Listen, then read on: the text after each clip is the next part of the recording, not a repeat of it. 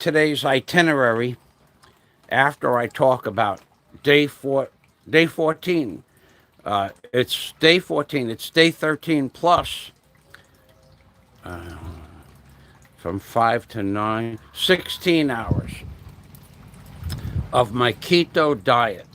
And what has happened is I took measurements before I started the diet on in several places. The size of my calf muscles, the size of my thighs, at the top of the thigh, where the thigh meets your crotch area, and my chest, and also my waist. So yesterday, I took a measurement of my waist last night and noticed that in 2 days, the waist only had gone down a quarter of an inch in diameter, in circumference. So what I said, well, I haven't eaten anything in 14 days. I have to be losing weight in other places. And that turned out to be true. I actually lost at the top of my thigh, where it meets the top of the leg, where it meets your crotch. I had measured 2 weeks ago. Unfortunately, my thigh was 32 inches plus, and that was standing up. Now, yesterday when I measured it, it was 30 inches. So I lost 2 inches off each thigh, but no more off my waist. So I can tell you this, that the belly is the first part of a man to gain fat. That's the truth about any kind of fat, additional fat to your body. On a woman, it's her buttocks. So a man's belly would be the first thing to appear when they start to get fat. And then, of course, there are other places like underneath the arm here, the flab under the arm, which is almost gone, actually. It used to hang down. That's almost gone. Well, I mean, I have another 50 pounds to go, but that's disappearing. 2 inches off the thigh, an inch and a half off my calf muscle, and several inches off my chest, shall we say. so, so what's happening is the belly has remained the same for 2 days, but the rest of the body is, from the ketosis, is being, the fat is being removed from other places, including underneath here, everywhere on your body. So for a while, the belly will remain pretty much the same, but the rest of the body will be absorbed. The fat will be absorbed from the rest of the body. That's normal. I've been on diets before, and that's what happens. So with that, I would say that in 14 days total, altogether in 14 days, I've consumed less than 5,000 total calories and less than 100 calories of carbohydrates. And now it's been 16 hours since the last time I consumed any food at all. And I'm not hungry and I'm not tired. In fact, I started this live stream an hour early because I'm full of energy. I woke up with 6.5 hours sleep and I'm going, man, I gotta do something with this energy. So I figured I'd get closer to God. And how do you get closer to God? Well, it helps to pray or incite positive things in your life to whatever it is that you believe. But also, let me show you the one. If you give me, just give me a moment to turn the camera around, and I will show you how to get closer to God. This, my friends. This is how you get closer to God. God is yellow. Yellow is God. We all know this. It's in the history books. It's been in just about every religion and philosophy. And color chart or painting school of arts that the sun, our sun that gives us life, is or was. It was yellow when I was a boy, when you looked up. Somehow they've changed it to white.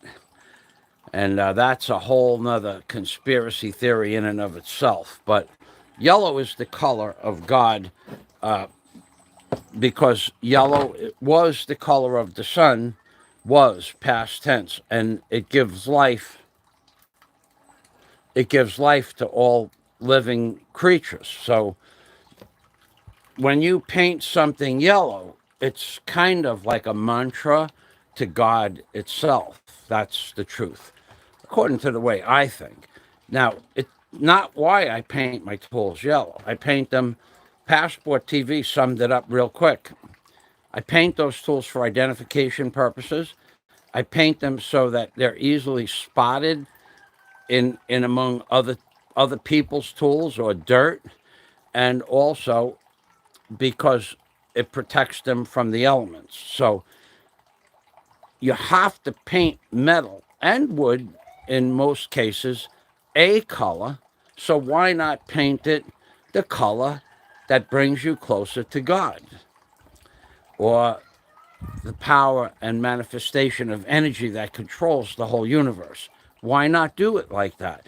Why not be surrounded with a happy, brilliant color that you believe brings you closer to a higher element? Now, another person might choose pink, but pink is just not a good color for tools.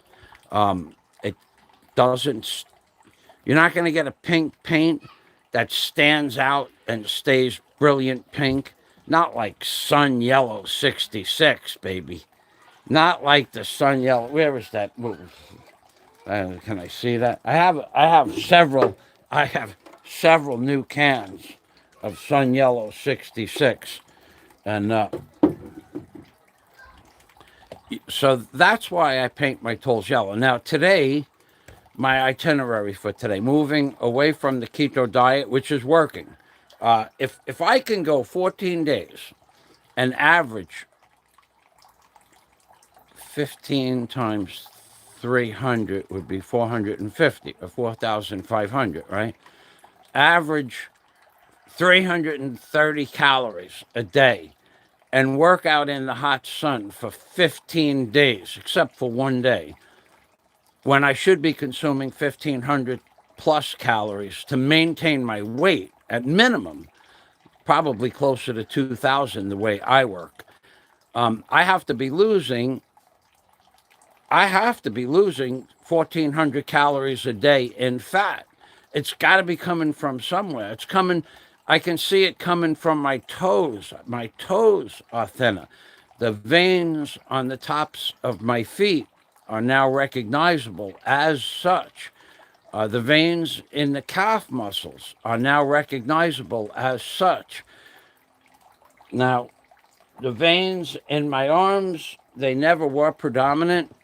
I never did have huge veins in my arms, but I think if I went down to about 190, those veins would be visible again as well, because the fat covers that stuff up, and it also prevents you from moving around out in the sun. Now, one more benefit of the keto diet is that inside these cargo containers, cargo 1 and cargo 2, it is so unbearably hot when I go into cargo 1 to get my tools and sort stuff out for the morning, for the daily. It is so unbearably hot in the afternoon when I go in there at noon to get a tool. I have to put a fan on, and I'm sitting there. This is before the keto diet, and blaring. I'm just dying from the heat. I mean, it's just too hot. It's unbearable. On the keto diet, I walk in there at noontime to get a tool. I might be in there when I'm not on a live stream at 3 o'clock in the afternoon. I might go in there and it's unbearably hot, but it doesn't bother me a bit. So for some strange reason, the excess heat at 125 degrees plus with still air does not affect me at all. And one day I worked in there for 4 hours in the middle of the day. I never turned the fan on. I did sweat, and but it didn't affect me. I didn't get tired. I didn't. I did get dehydrated a little bit, but I had water. So there's a lot of benefits to the keto diet, and I will give you about 30 seconds of profile my belly where it is now. I'm trying to give a daily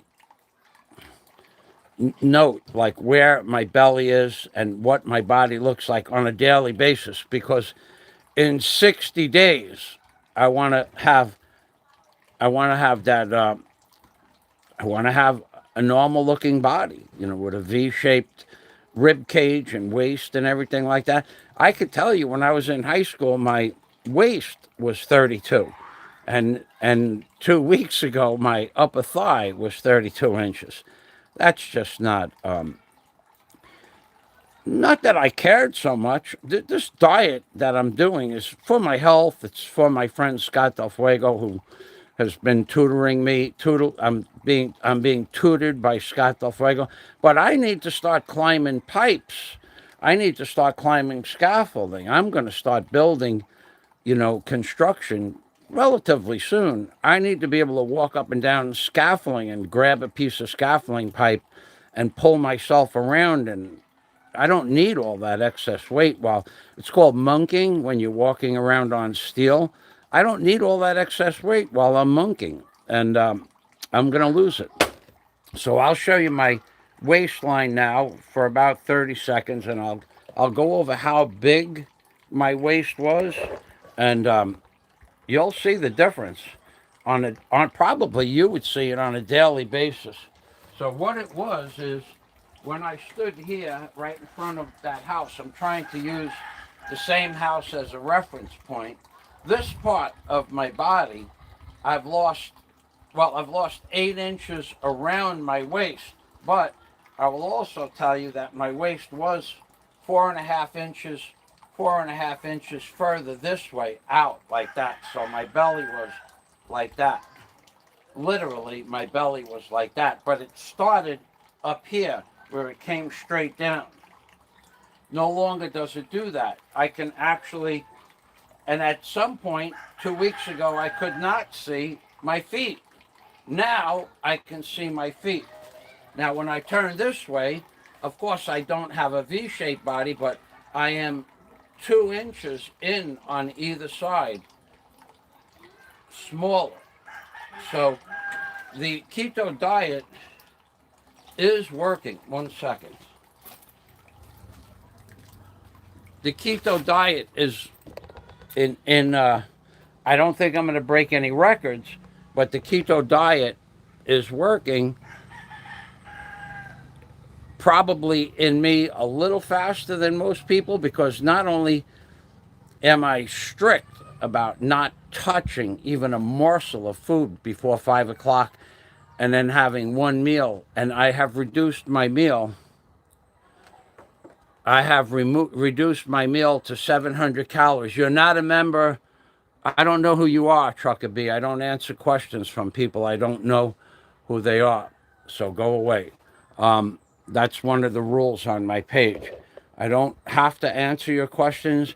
I don't have to. And aside from that, you, Trucker B, did not raise your hand. You people are the most arrogant, and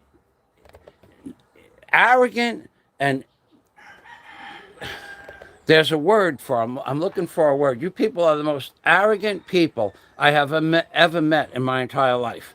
You don't even know how. And don't do it, because if I see your name up on the screen again, I'm going to block you. You people are just totally disrespectful to me. I'm having a dissertation. What you are is nothing to me. You're a name on the screen. But you are the most disrespectful people in the world. When you are in college, or you're in my kind of high school that I went to, you raise your hand. You say, may I ask you a question? The answer would be no, because you're not a member of my Patreon community, and I don't know who you are. So you people don't even have the courtesy to raise your hand and say, may I ask you a question? Go away, Trucker B. Go away. I don't care if I've ever talked to you before. You want to ask a question? Ask somebody else. You can ask them on my channel. Go away, Trucker B. Don't put another comment up on the page. Don't do it. You don't even have the respect to say, may I ask you a question? Who do you think you are to interrupt my dissertation on what I have planned for today? You're nobody. You're a name on the screen. People, I gotta tell you, boy, if you were in my high school and you blurted out a question to one of my instructors in my especially the vocational part of the school, you'd lose a point on your report card. And when I went to the Academy of Aeronautics, you'd lose a point on towards your credit, towards what your letter would be, A, B, C, or D. You'd lose points on your scorecards. You people have no respect whatsoever. Go away. Go someplace else. So report it to YouTube that I want people to raise their hand. I want people to help me with my endeavor. You've not helped me with my endeavor. I'm allowed to. I've spent $4,000 on equipment in the last year and a half, and you just think you could come on and interrupt me without helping me somehow financially or having a channel with my playlists or videos on them. You cannot do that. It is not allowed on my channel. Okay, if you people can't get that through your head, the next person that interrupts me is getting blocked. I don't care if I know them for 5 years. Don't do it. It's not acceptable. Simple like that. Unbelievable. People have no respect. Where the heck did you, what school, Trucker B? Okay, don't know who you are. Adios. Adios. Yeah, that what was that, 3-4 years ago? How's that helping me today? I'm going in the house to block you. The first person. That was 4 years ago. And you expect me to remember that? I don't even believe you.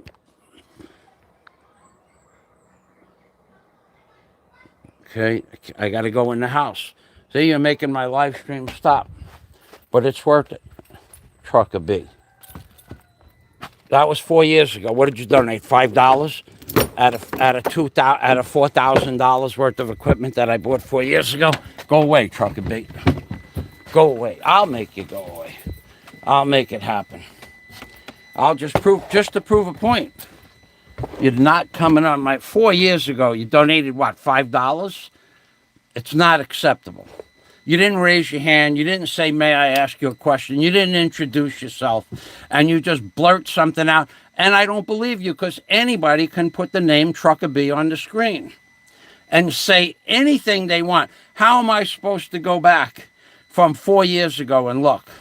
So I'm going to just take a minute to remove you from my page. Don't donate. Don't try to donate. Don't come on my channel. I told you if you leave another comment on my channel, I'm going to block you. What part of that did you not get? So I'm waiting for my computer to come on. $5 4 years ago. I've spent $4,000 and $50,000 in time bringing you information. And you expect me to give you credit? $5? Yeah, thank you very much. And you're going to be history in about 30 seconds. Maybe less. $5 4 years ago. What do you spend on cigarettes? What do you spend on beer while you're watching me? What do you spend on internet communications? I've spent $4,000 in equipment in the last year and a half. And what have you given me? $5 4 years ago. Okay, very nice. Thank you very much. And I'm waiting to get back onto my... I'm waiting to get back into my page so I can remove you. Didn't raise your hand. I go through it again. You didn't raise your hand. You didn't say, may I? And I don't believe that you're Trucker B, that you gave me $5. So why do I have to believe that? Because you said it? Let me tell you something about what people say on the internet. I spent a year and a half 2 years talking to some clown on the internet that made 10,000 promises and kept basically none of them. So I don't give a darn what you think, what you say. And you have interrupted me to the point where you're getting blocked and you're not coming back. I see the word trucker bee on my page again, and you're going to be history under any trucker bee. I don't believe you anyway. $5. Wow. $5. Wow. What a freaking sport 4 years ago. Meanwhile, I spent $50,000 in time bringing you people shows and information about the Philippines and answering questions and showing you prices of building materials and what it's like living here. And you're gone, man. It's the page is coming up. You're going to be gone in seconds. And then you leave 2 more comments, you arrogant little man or woman, whatever it is that you are. You had to do it. I told you don't do it. And I've explained 100 times, if you want to leave a comment, ask a question, put some money in the pot. You don't have to, and I don't have to answer your question. But now you have achieved your goal to interrupt my live stream, and I will block you now. It's coming up any second now. God Almighty, it's this little $4,000 in the last year and a half to 2 years on just computer equipment and 1,000 hours, and you've donated $5, and you all of a sudden are the world's most important person today. You have the headlines, baby. You have the headlines. Oh, he gave me the finger. Oh boy. Okay, let's get you blocked here. Oh, la, la, la, la, la, la. $5. Freaking sport. You spend $5, you spend $10 on a pack of cigarettes, $15 on a pack of cigarettes. Now, all right, wait a second. $15 on a pack of cigarettes. Every day you come on here, you probably smoke a pack of cigarettes and drink a couple of beers. In big sport, you are $5. $5. Adios. And I've also given the locals well over $4,000 in free stuff in Pasalubong for Christmas, New Year's, fiesta, birthdays, funerals. So you have donated basically 1,000th of 1% to help my cause here in the Philippines. Next person that interrupts me, I'm going back in and I'm going to block them as well, just to prove a point. Now, we have that out of the way. If you people don't get the way I think, of course, Richie Buong, that piece of work, boy, oh boy, I can't wait to meet you, Richie.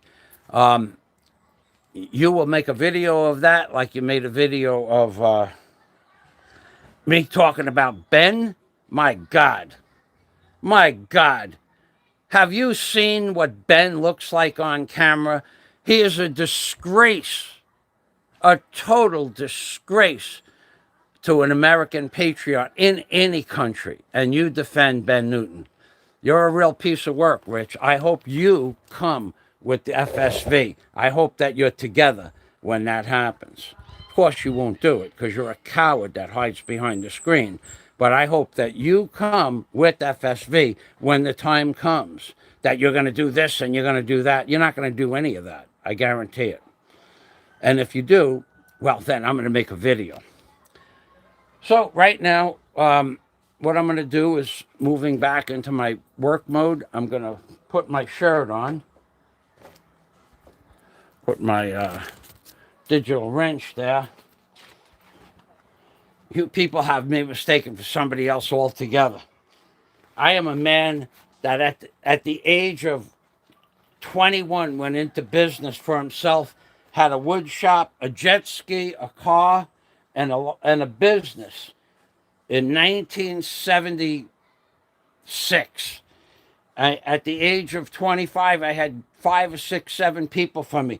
At the age of 33, at the age of 30, I owned land cranes with pile drivers. At the age of 33, I bought a barge with a crane on it and brought it 1,700 miles from Michigan by myself. you people don't have a clue as to who or what I am. And you never will, because not a lot of people could match up to those skill sets. But you feel a name on the screen is worthy of taking up and interrupting my live stream. Well, it's not. I have also owned heavy equipment companies, barges, cranes, tugboats, pile drivers, backhoes, bobcats, drill rigs, trenching machines. You have done none of that, Truckabee. Truckabee. You interrupted me for the last time, dude. Okay, so what I'm going to do now is I'm going to set the camera up on the stoop of the house, and I'm going to get the little giant ladder, put it up on the roof. I need to bring a cutting instrument, small sheetrock knife type of instrument, and a pair of pliers. That's what I wanted to do, to open up the to open up the paint can I have on the roof. So I need a cutting instrument. I need a pair of duckbills or pliers, small pair of vice grips. I'm going to bring up 2 gallons of water, which I have over there. I want to bring up and 2 gallons of yellow Elastic paint. I have 4. I have 3 left. I put 1 in last week. And then I'm going to go to work on that roof. I think the roof will be short work. I don't think I'm going to be spending more than 2 hours to paint the whole roof. It's going to go a lot faster than scrubbing the roof down yesterday. Truckabee. Do I see a playlist on your channel with Michael Fazio's videos? Do I see you on your Facebook page smearing my videos all over wherever they could be? I see nothing from you, what, in 4 years? $5. That's $1 a year. That's 1,000th of what, 1% of what I spend on equipment and time. And you think you're going to interrupt me? I don't think so. Unbelievable. Well, you did interrupt me, but you interrupted me for the last time. And how do I know that you're even telling the truth? Even though the name seems to be familiar, how do I know? Do you go look? You tell me to go look. So what would you have me do, Truckabee? Spend 7, 8, 10 hours looking for your name somewhere? Are you insane? Scott Del Fuego. There is honestly never enough yellow paint to paint everything that should be painted. The struggle is real. Oh, yeah, baby. Truckabee. Yeah, I'll spend 3 days and at $10,000 with a law firm, and I couldn't find Truckabee's donation. But he tells me to, hey, Truckabee, go someplace else. Okay, so from here, you'll be able to see me drag the ladder out, the vice grips, the cutting instrument, and 2 gallons of yellow.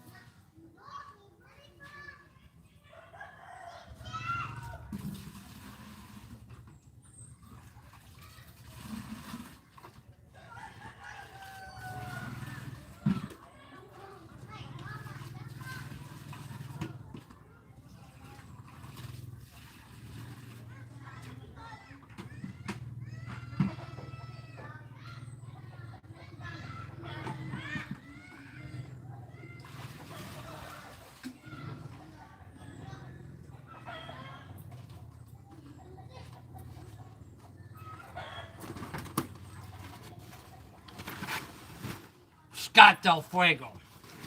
Scott Del Fuego. With the psychology to change the narrative. I like that, Scott. Thank you. Scott Del Fuego. Changing the narrative.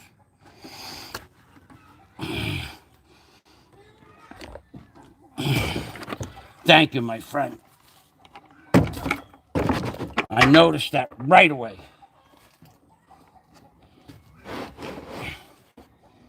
I'm going to bring the ladder around here. Actually, I'm going to open up the ladder on the ground here to the 14-foot length.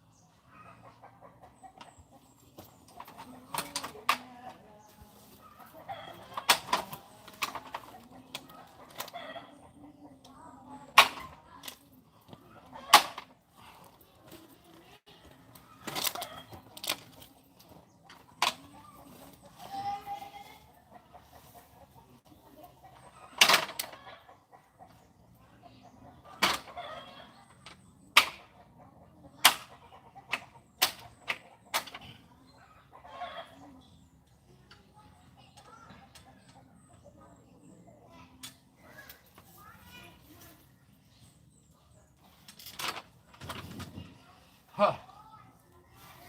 Huh. Huh. Huh. Huh.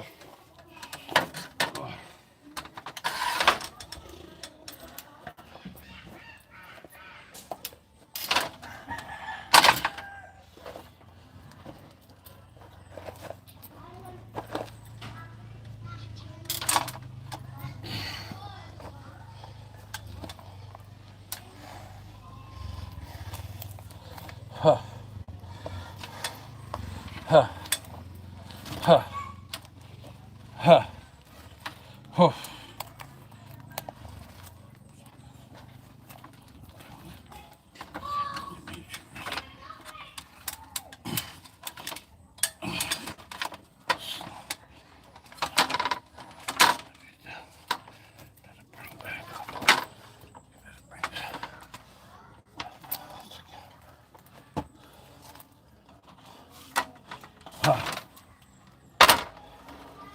Huh. Huh.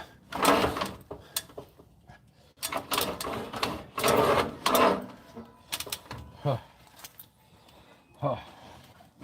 Huh.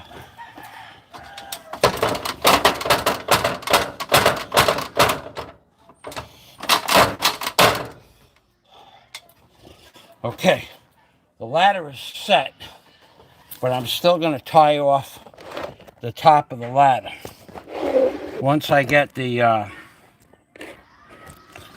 cutting instrument, pair of pliers,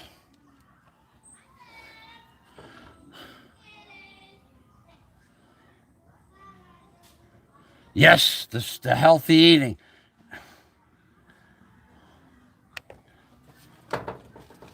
By the way, please don't comment on my page anymore. I explained this yesterday. You didn't keep your agreement, Roman. You didn't keep your agreement. I don't want to hear from you. I don't care what your comment is. If you want to, you did address it to Scott Del Fuego. You got away with it this time. Please, just don't comment on my page, Roman.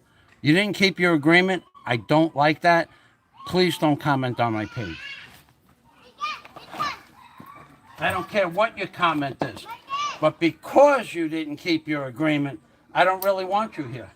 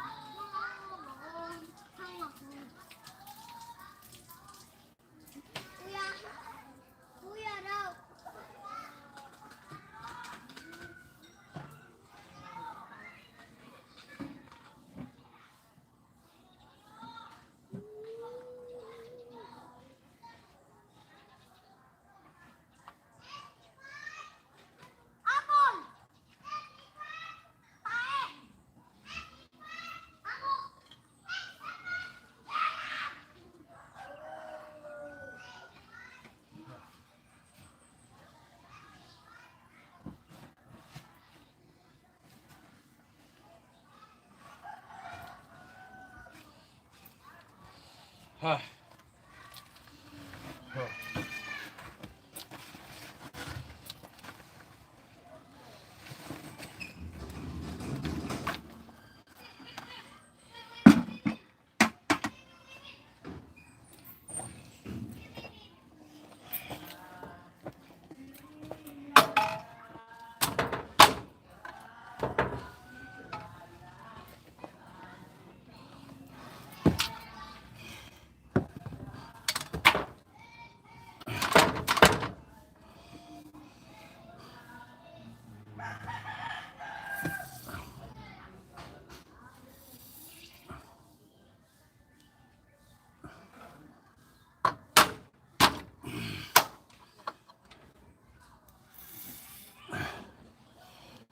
Huh.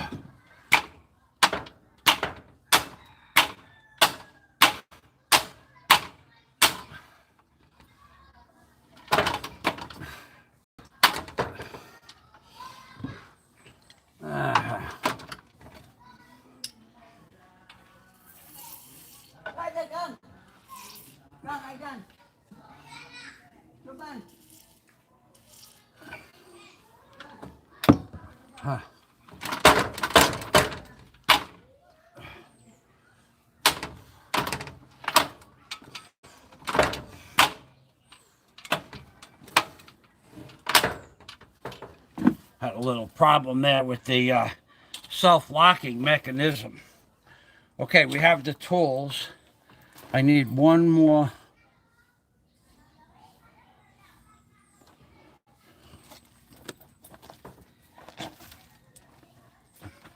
Look at his rebuttal.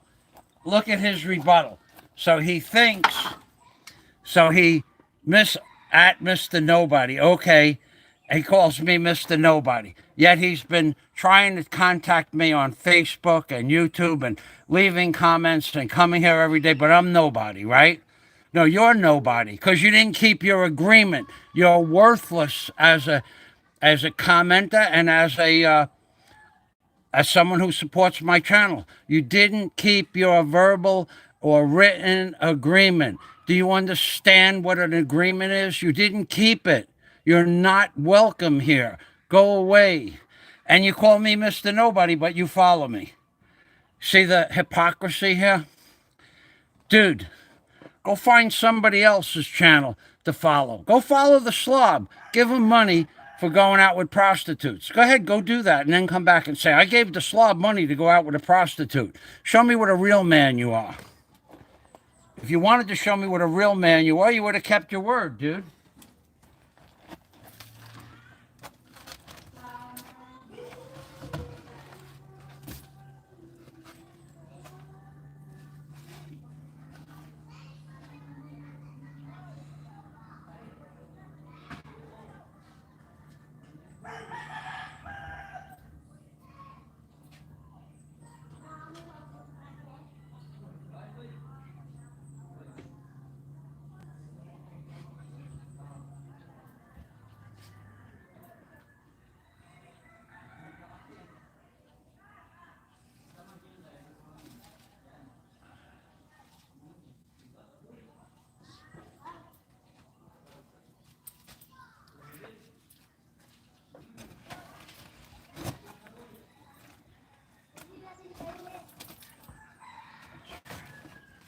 You people don't get it.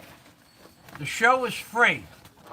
Anything after that is worth a donation or a playlist and a channel with my videos up on the channel. So, and if you want to say that the economy is bad and you don't have the money, then don't promise things that you can't keep the promise to. I promise you that when the slob and Richie get here, there's going to be a viral video. That I will promise you. I promised you I'm building a hotel. Every day I head in that direction. I promised you I am not broke. Every day you see I am not broke. But you people make promises you can't keep. In my world, you would not be allowed to come back. In my old world.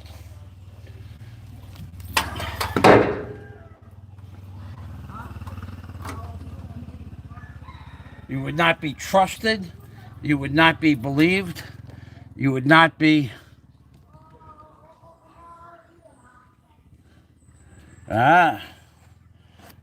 Well, let's find out, Mr. Nobody. So we have to go get some more tools.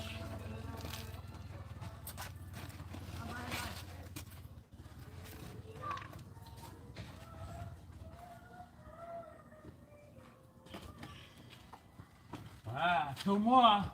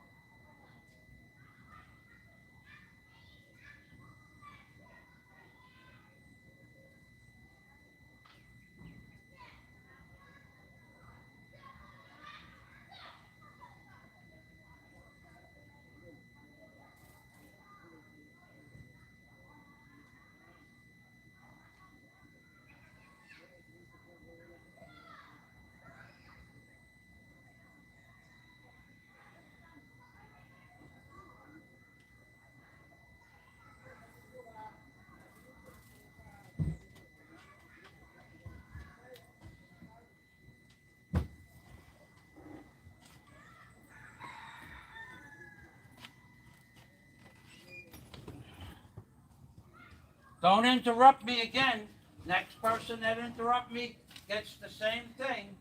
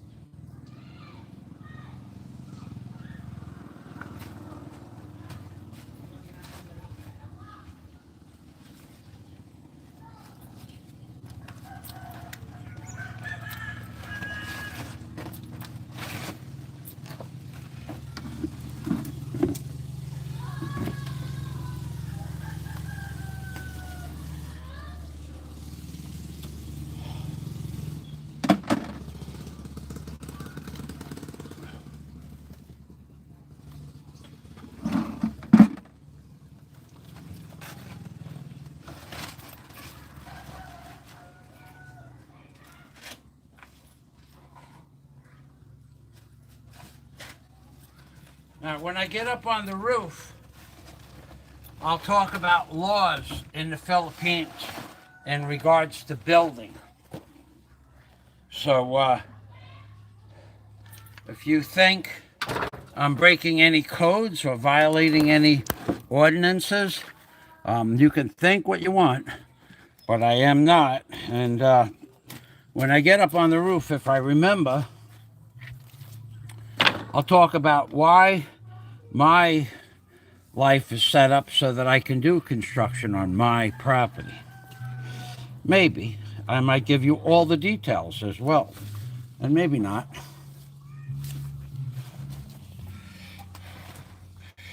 Try this one more time. Try Fazio Roy Rogers. I used to be really good at this. Not so much anymore.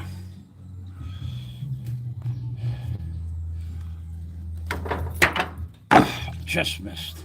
Just missed. It's okay. I'm not going to spend all day on that. We give it one shot. I used to be able to hit a stick, a 2x4, from 30 feet away on a moving barge or tugboat. But alas, that was 30 years ago. My dad used to make me go out on the deck in the middle of the winter, the summer. If I went to work with my dad, from the time I was like 11 or 12 years old, my dad would make me go out on the deck of the tugboat and throw the line at the cleat, at the head, at a pole that was on the barge. He would make me practice throwing a line. And I never really had to throw a line until I was 14, and I decked for him at the Battery Park City job in New York City, the World Trade Center, the reclamation project at the World Trade Center. I decked for my dad. He got me to replace a deckhand for 2 or 3 weeks. I don't know what it was. And I actually decked. I actually worked on the Battery City job. I have pictures of me on the job on the tugboat when I was 14 as well. And all I did all day when the boat was in idle, all I did all day was throw a line at a cleat, at a head, at a stick, something. I had to throw a line all day, practice throwing a line. I got pretty good too.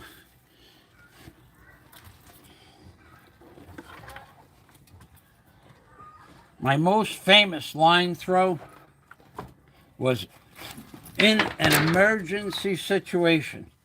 And I mean, it was an emergency situation. I threw a line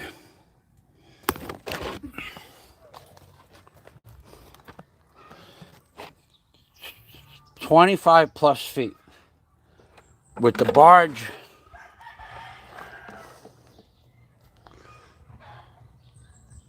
I got everything. With the barge, I threw a line 25 plus feet. The barge, the line on the barge, one of the geniuses that worked for me, I don't think he did it on purpose. I was releasing the lines from the barge to move by hand. We were going to grab pole hooks, the fire hooks, pole hooks. We were going to grab those from the barge and another kind of pole hook that I had on the barge. We were going to take those pole hooks and move the barge around from one dock to another so I didn't have to start up the motors. And I told the men that's what we were going to do. And one of them, and the current, but not now, I was going to do it at slack tide. One of the men, as usual, they don't listen, released all the lines on the barge at an incoming tide. And the barge started drifting down about 100 plus, well, it would have had to drift about 100 feet. Well, the barge was 30 feet wide, and the barge would have had to drift a total of about 75 to 80 feet. But the barge is not easy to stop 188 tons. And it went sideways, the barge, because of the current. And the back corner of the barge was about ready to hit a multi-million-dollar boat. A friend of mine owned it. It was a fishing boat, but it was $2 or $3 million. and the back of the barge would have went right through the fiberglass hull of that boat. And I got on the opposite side of the barge, and I threw a line that was 35 feet long with a loop on it that it was about 30 inches in diameter, and the loop closed up around the top of a pole. It hit the top of the pole, and it started to fall down, and I pulled it quick, snatched the pole, and had one wrap on the cleat, and the barge stopped about a foot and a half to 2 feet away from the boat that it was going to go through. And the guys on the barge, they were all clapping. That was the best throw I ever made in my life, under pressure, under duress. And now, I know the guy would have got pissed off at me, but he was my friend, and I know he had insurance on the boat, but that's not the point. I had insurance on the barge as well. Now, somebody will say it's not true, and I can't prove it unless I called up Bob, and I wouldn't do that for all the money in the world. But Bobby worked for me for 17 years. And then when the day I left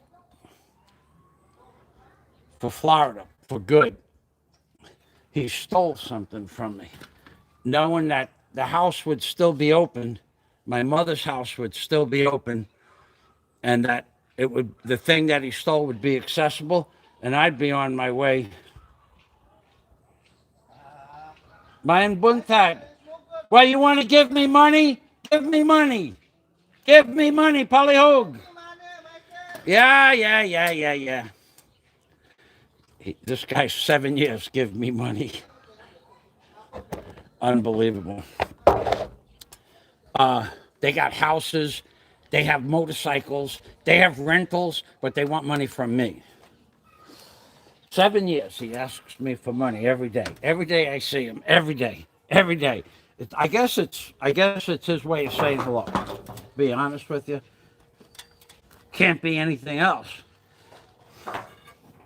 Okay, so yeah, Bobby stole something. He worked for me for 17 years. And when I left, I didn't lock one of the doors to the house where Bobby had access to go get equipment and tools, and he stole something from me for no reason at all. And I never talked to him again. Never talked to him again. You guys think I'm kidding when I tell you don't do something or do something? I'm not kidding. Okay, so I have Jack's version of it's not a wagon wheel or a well wheel, but it will work. Huh? There we go. 1, 2. Mr. Nobody. Willie Bouncer, Willie Splat. Depends on how hard I hit you. I mean, how hard you fall.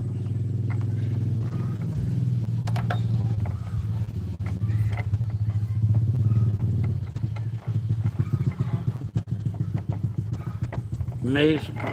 You people are all such YouTube keyboard warrior. I really don't want to do it the way I did it yesterday.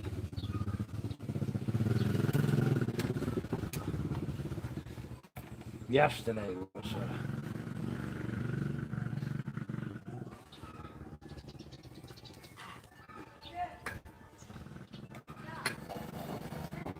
the ladder off. Oh,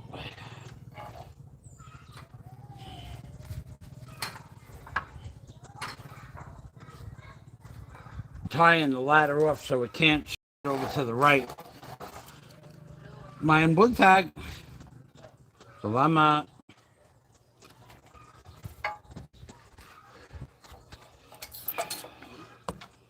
Okay, now I don't have to worry about the ladder tipping over if I'm climbing up and down. Not that the base isn't solid, it is solid. But safety first. I started an hour early. today for a very good reason. The sun will be an hour before the sun hits the top of this container.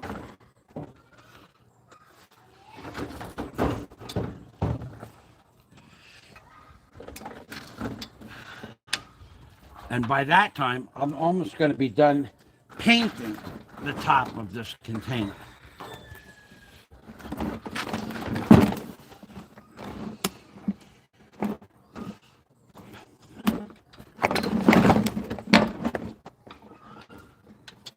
You guys make fun of me. You guys on YouTube, you make fun of me. You couldn't kiss the shoes that I walked in 30 years ago or today with what you have accomplished in your life.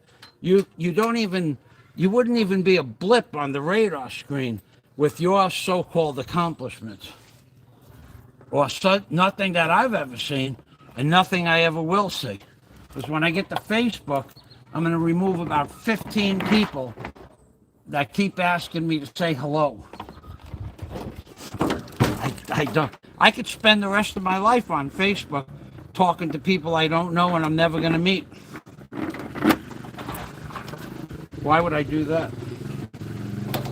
And then you make fun of me as if it's a joke. This is no joke. What I do is dangerous, what I do is serious, and what I do is expensive. And if you're not helping me, go someplace else.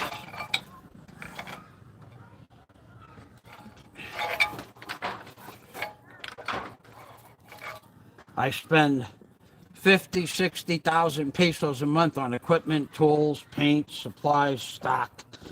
And you people come here and you interrupt my live stream without even the thought of donating something to the cause.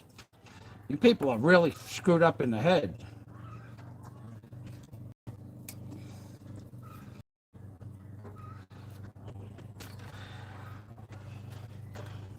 You got some guy called a slob who says he has a 6,000 income, but he dates 2 or 3 or 4 or 5 prostitutes, and people send him 50, 100, 20, 30, $1, $2, 50, 100, $75 every day, all week, for a guy that says he has a $6,000 a month income, and they give it to him so he can date prostitutes, and yet you give me nothing. So I'm going to return in kind. I give you nothing.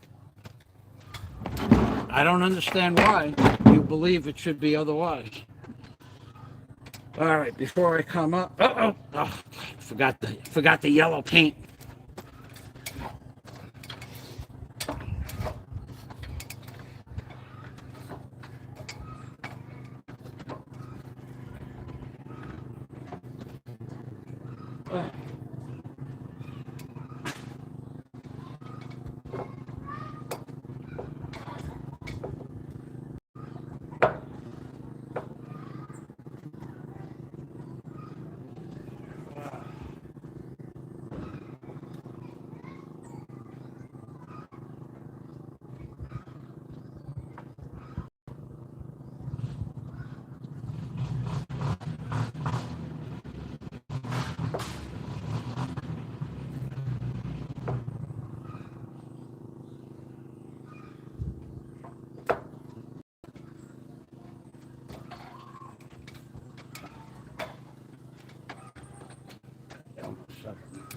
I'm going to become a member of you.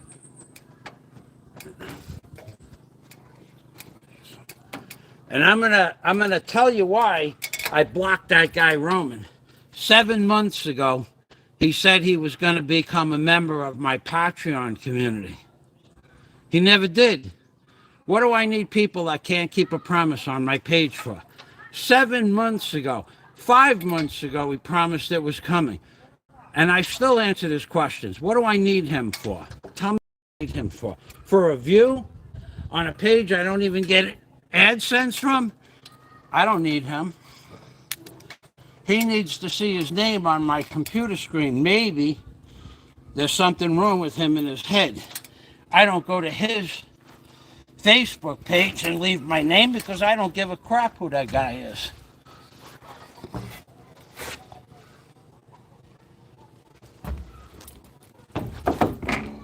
All right, how do I do this?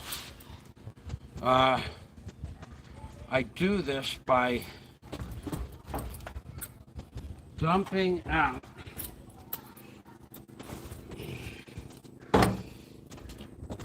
the stuff out of the white bucket.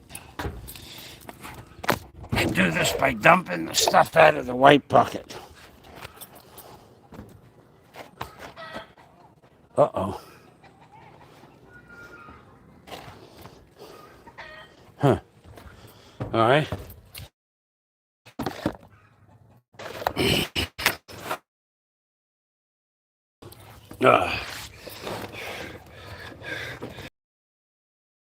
Friends, and that's it.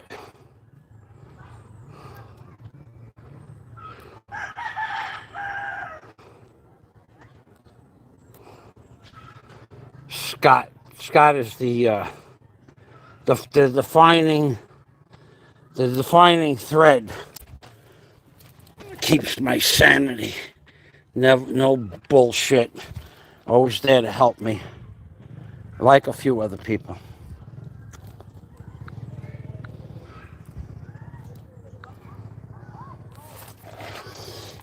Okay, so put this down there, like that. Yes. Okay.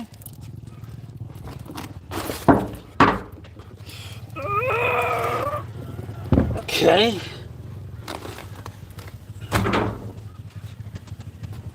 First things first, I'm going to put the protective outside skin coating on my hands and arms.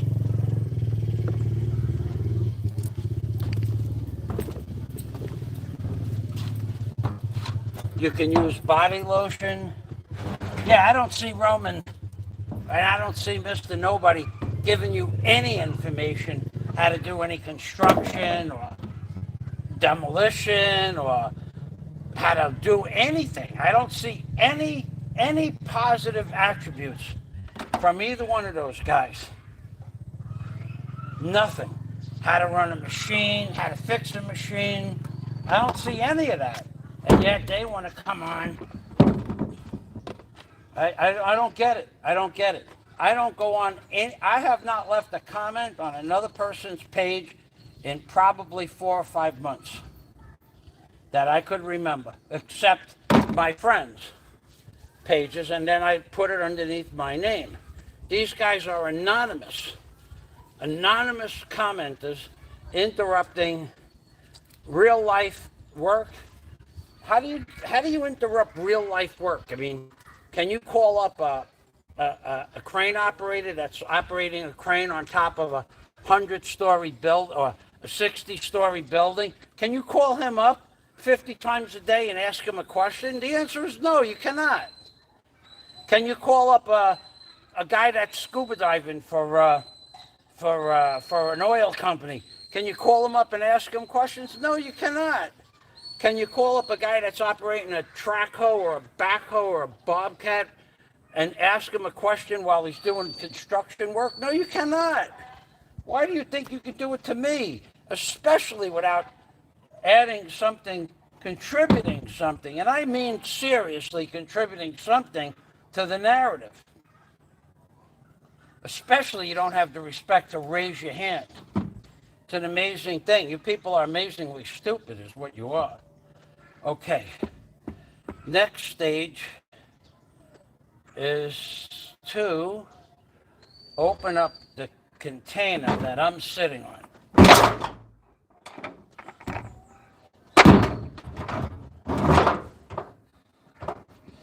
By switching buckets here.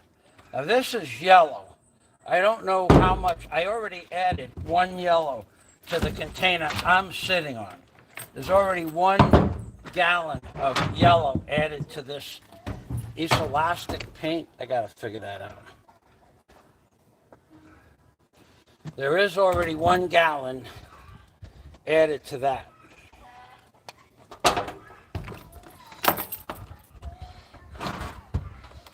Because the elastic paint in that yellow is not the same quality.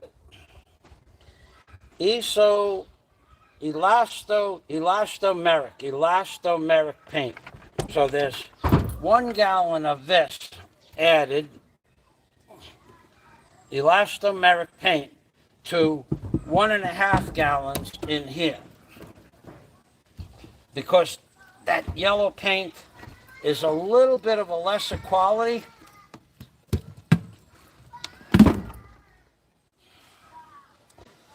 But it turned this too yellow. Too yellow.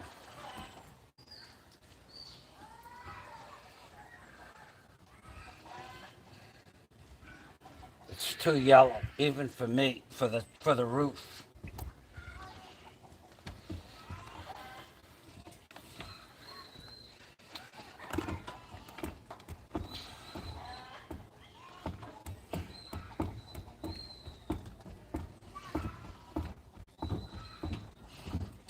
I may have to save this container for painting plywood forms. I may have to do that. I'm not real happy with that. Too much yellow. Because the roof I want white to reflect the heat, and yellow will absorb more heat than white. And the less heat it absorbs, the less heat that it absorbs, the cooler it'll be inside that container when I go in there to start putting metal shelving and stuff up in there. So I'm going to put the lid on this, and I'm going to open up the other bucket of the new bucket of white only.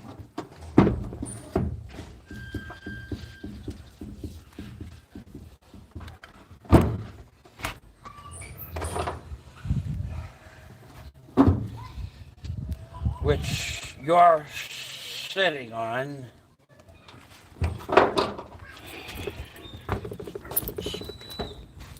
Super. Adios, amigo. Okay.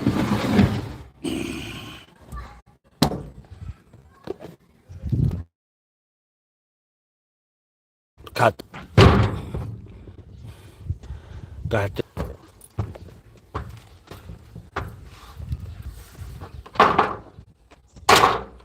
Every minute I spend waste every minute I waste answering a question from somebody I don't know sets the building of the hotel back a minute. That's 2 minutes wasted. Stay off my damn channel.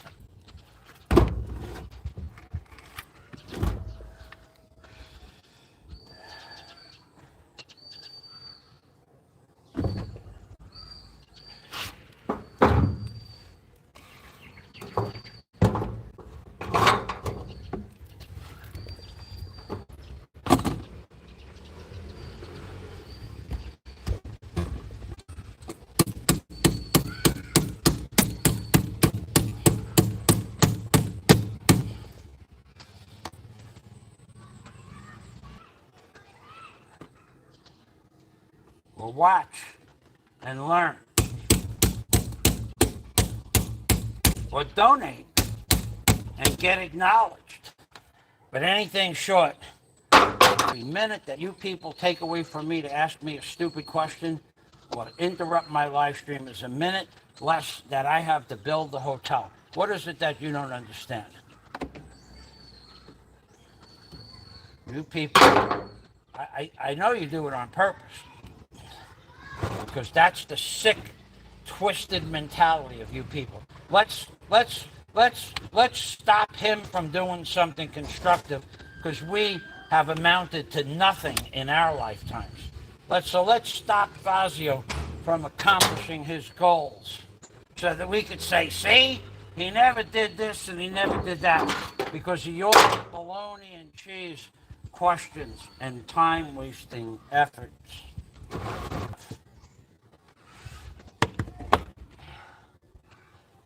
On the bottom of the container.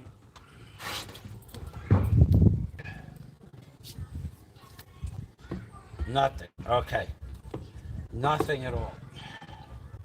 Very nice.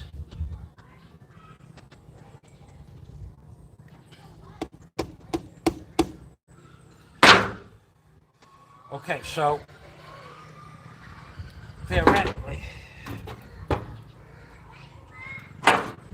while I had that in there, I'll wipe the, there's about a eighth of an inch of light fluid on the top of this. I'll mix that in because that's the emulsification agent, or the drying agent. Based paint, there's a little bit of fluid on top, or latex paint. Same thing, this elastomeric paint works on the same way.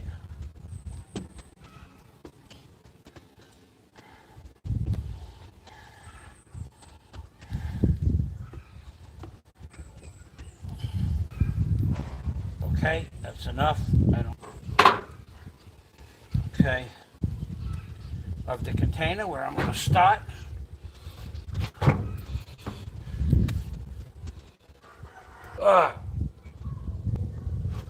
Very slowly, because it's filled right up to the top.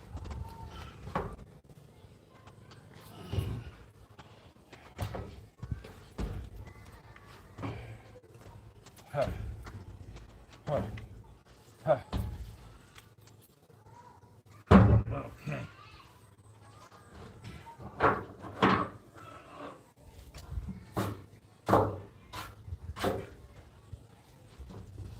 All right. Got that part done. Nice. All right. Back end.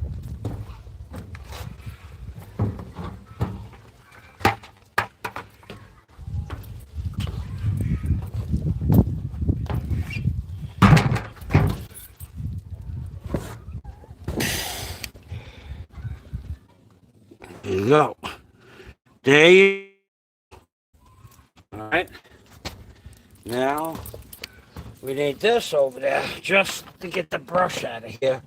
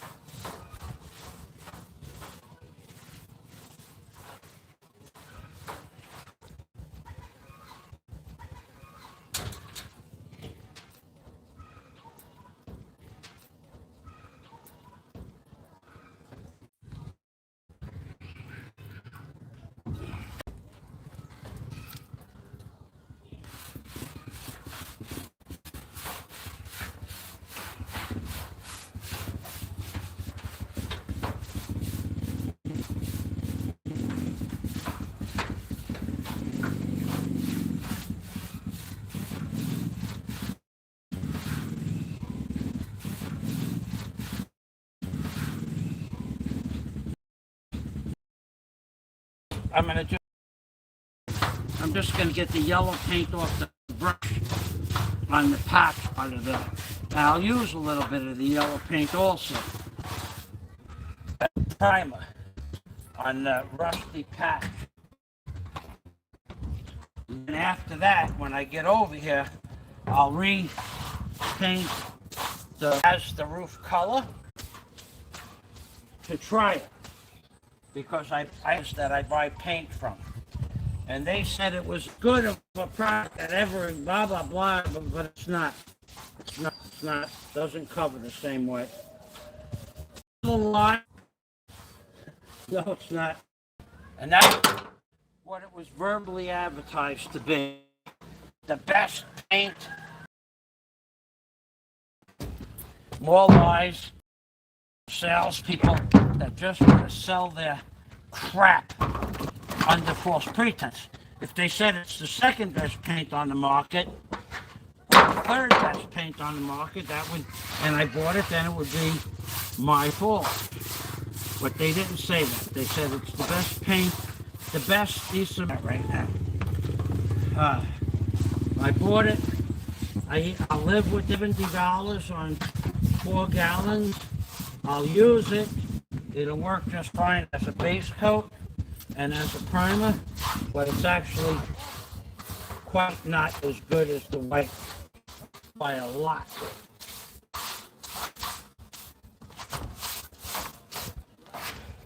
By a lot, not by a little, a lot. So I'm almost done painting the rusty part. Oh God. It doesn't even have 100% adhesion on the brush strokes. You have to circle it and okay. I'm gonna put the cover on this. I'm going with white for the rest of the job.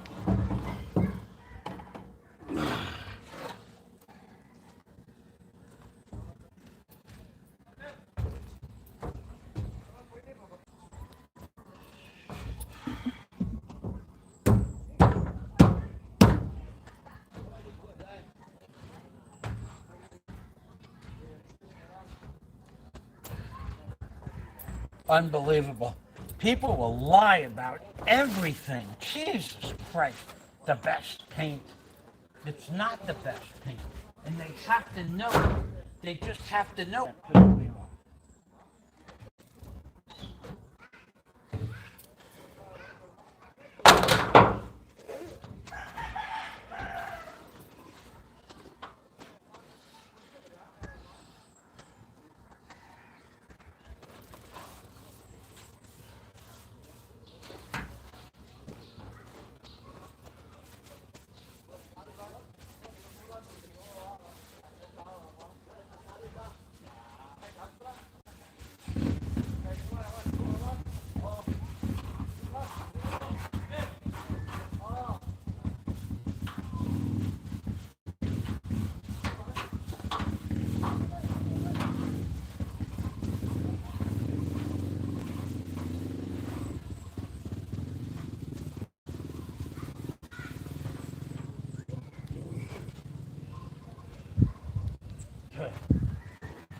You can't see much with me in the way.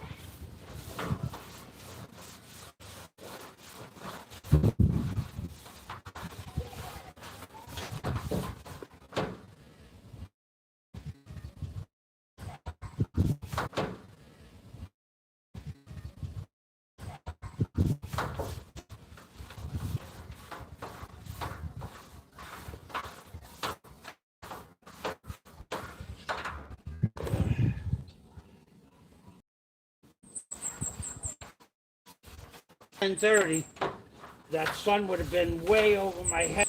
I started an hour early to beat the sun. That's what I did. I went outside. That's how you work a sundial too, but I'm not going to teach you to work a sundial.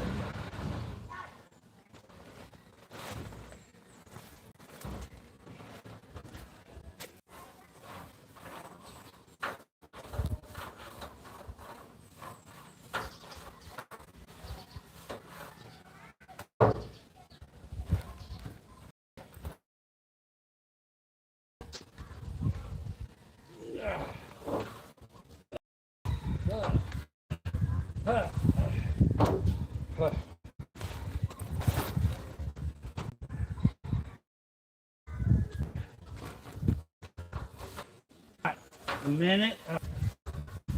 It's going to save me a lot of work.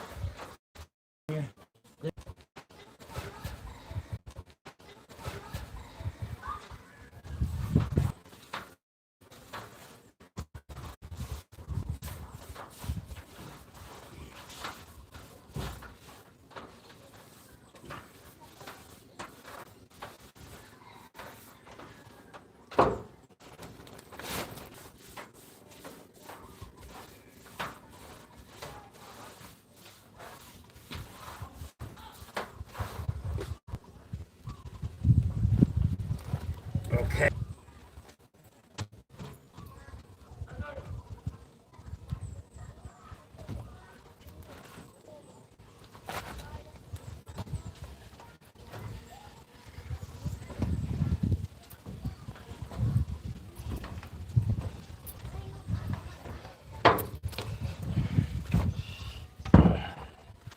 I'm going to also have some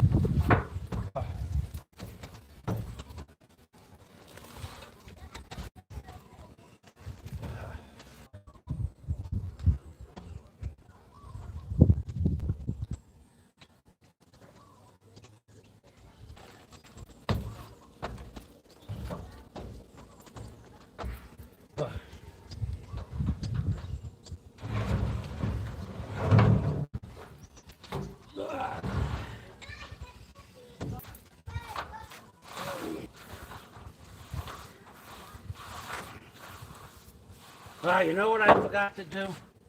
Where you are. So I'll say hello. And if they didn't, I'm going to switch camera positions. You're going to be on the far end of the container. No more. We have lurkers. Hey, Jack. My buddy, Jack. I'm going to switch the position to the far side of the container in that corner, which will be in the shade for the longest period of time.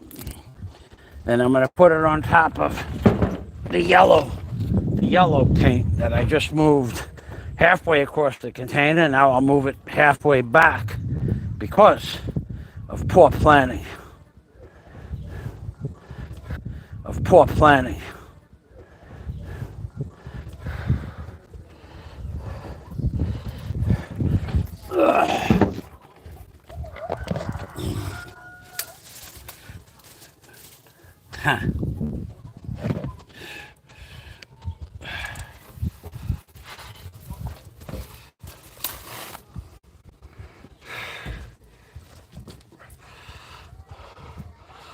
Oh, that's very nice.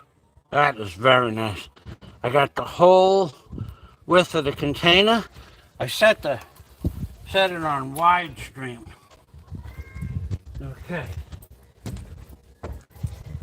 So now you'll be able to watch me bend over upside down in the hot day, on the hot sun, in the hot sun. Something most of you could never do. Just bending over, let alone working, bending over in the hot sun or the hot weather. That all by itself would cripple most people. Or it would definitely end their work day. Because they get dizzy, because they're out of shape, because their heart's not working properly, whatever.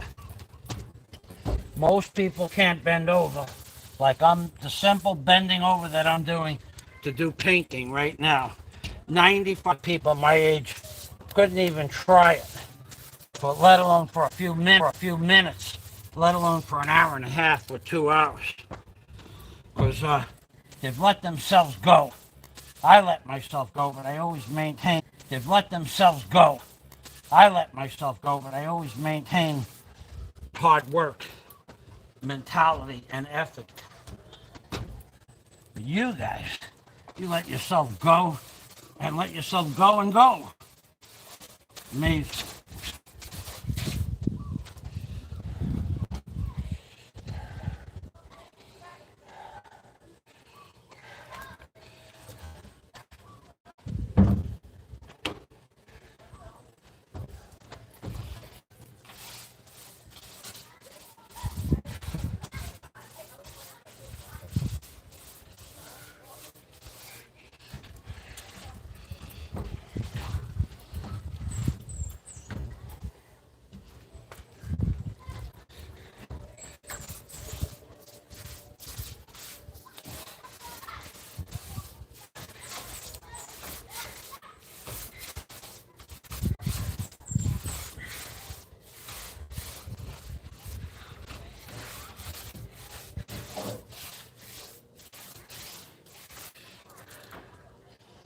I might beat this sun to the end of the container before it fully encompasses the top of the container.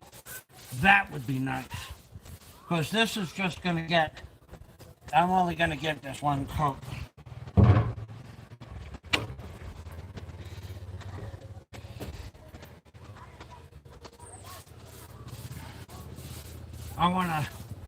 I don't really need to, this is going to knock 25 degrees off the temperature inside the box. Just this one coat. And if I give it 2 coats today, I don't know how this works with a coat and a half. So I might wait a month or so and give it another coat, but I'm not gonna recoat it now. Let me get this wood that serves no purpose up here out of here.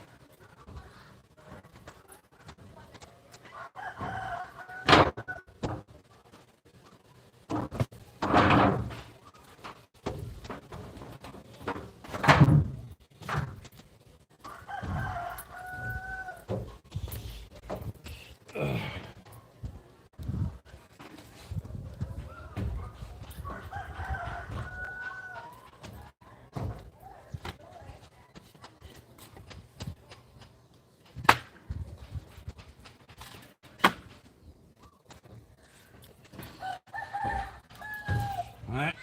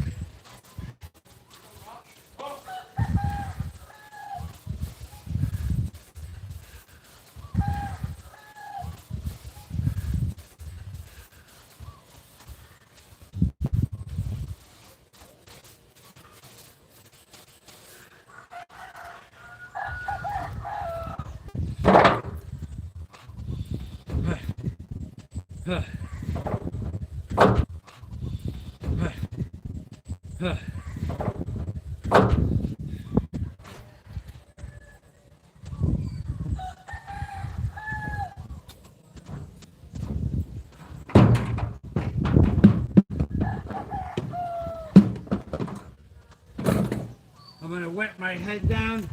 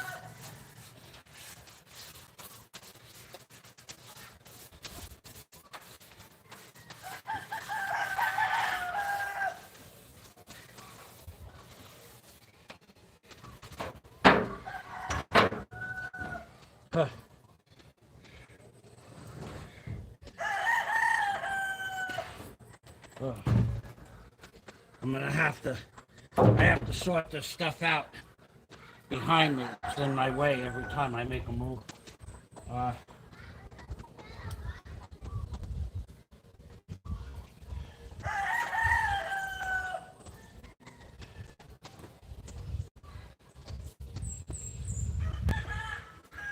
I really don't need it up here.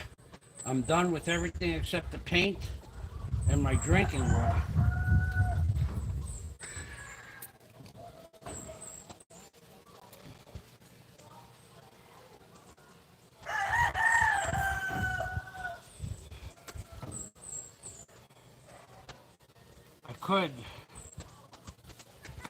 I could in theory just lower.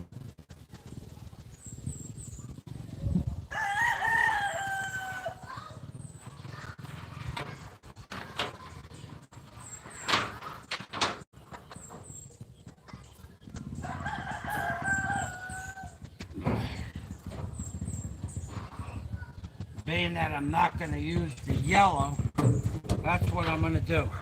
I'm going to lower this all down to ground level. I'm done up here. I will be done painting in, it looks like, a half an hour. Oh.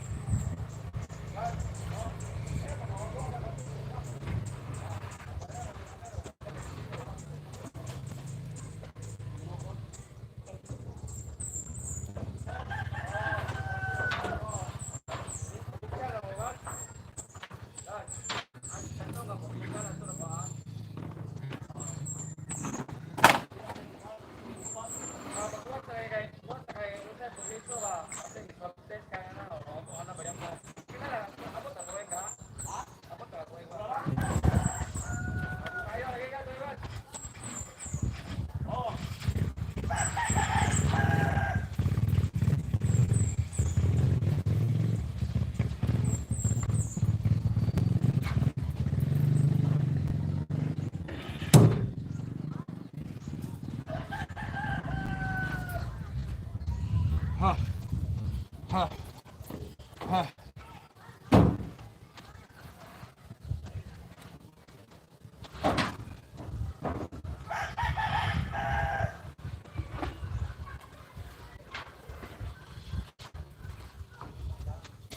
The yellow does not cover good at all.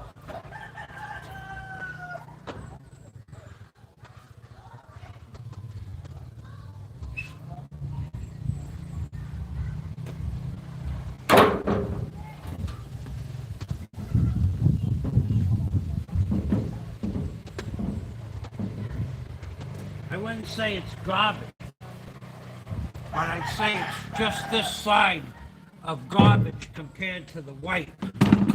That I would say unequivocally. It's just this side of garbage. Of not being garbage, rather.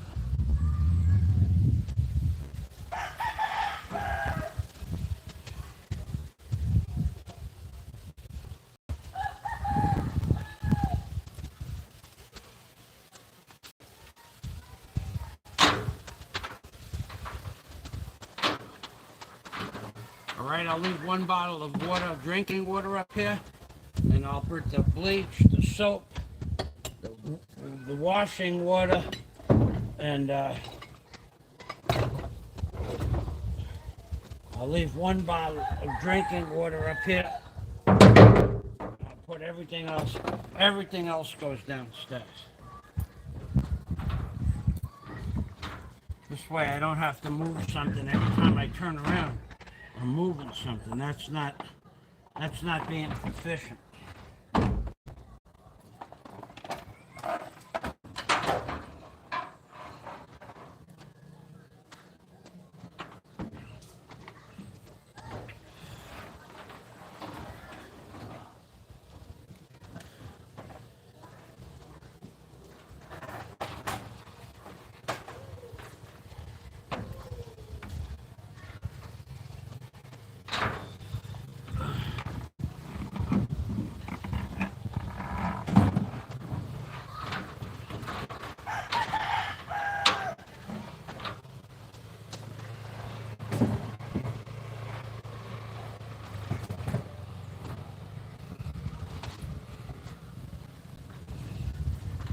I'm done lowering stuff down. I'm going to look for my friends. If they have a comment, you're welcome. My friends are welcome to leave a comment. Everybody else, not so much. Nah, you know what? I'm going to finish the roof.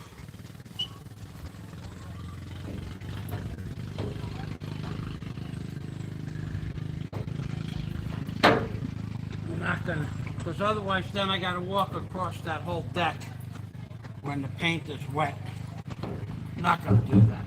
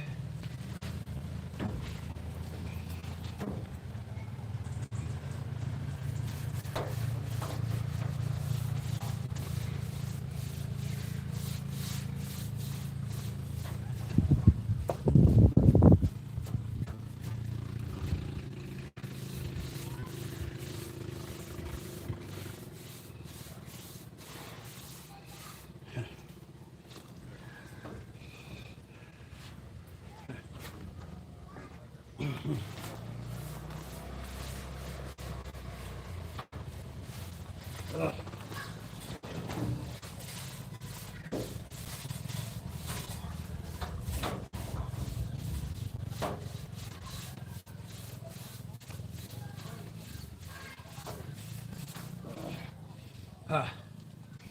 Huh. Huh.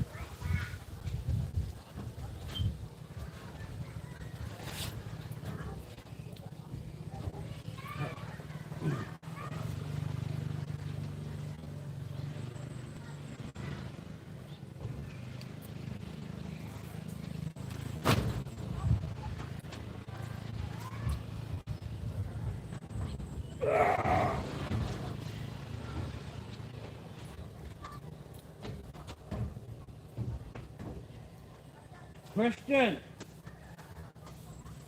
son.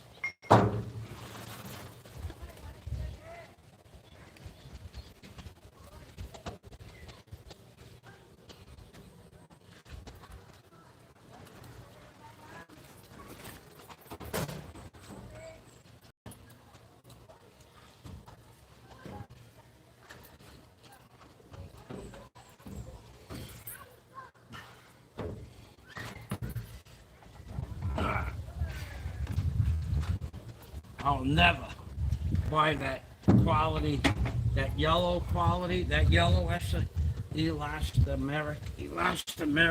I will never buy that crap. Coverage, even at 1 gallon of yellow to 1.5 gallons of white, the yellow thinned it out so much that there's no comparison to the coverage. It's just basically half the product of the white. And it was only, it was 3,200 pesos for 4 gallons. It was only 400 pesos less for, it was only 500 pesos less, 3,200 for 2 liters. It was about 600 pesos less for the same amount. In 18 liters was 600 pesos more of the white, but the product is twice the product, so there's no comparison. The way if you had to do 2 coats with the yellow, you're using 80% more with the yellow to cover the same square footage as you are with the white. So now instead of saving 20%, you're spending an extra 80% on top of what you paid. So it's costing you 80% more to paint with the yellow than the white, because the yellow doesn't cover with 1 coat.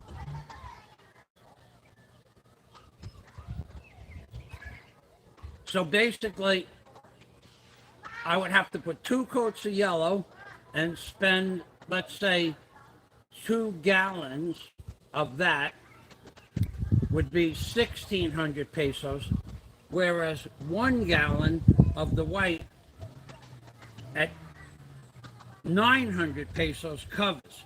So I would have to spend the extra hour plus and an additional 700 pesos for the coat for the quality of the coat I want. I'll show it to you when I'm all done. You'll see how it does not cover at all. Not that you could go back into the paint store and tell them you said this. They will say, yes, sir. Yes, sir. They don't give a flying crap. All they want to do in every store now with the lockdown and no business, all they want to do is get the money from your pocket into their cash box. That's all they want. They don't give a shit how it gets there. That's all they want to do. Can't blame them in some ways and can blame them in others. If it costs me twice as much to do the same job, that's a blamable offense.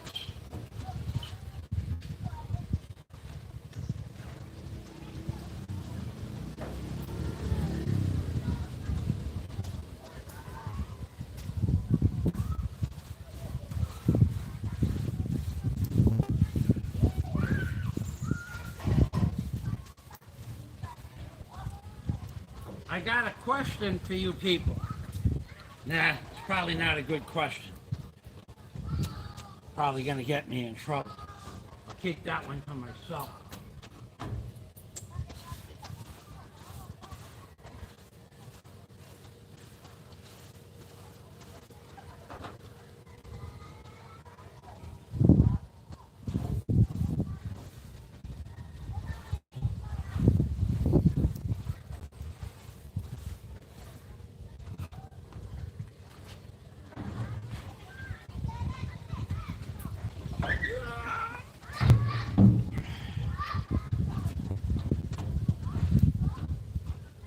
Yep, I'm gonna have this roof done by the time the sun gets to the inside edge.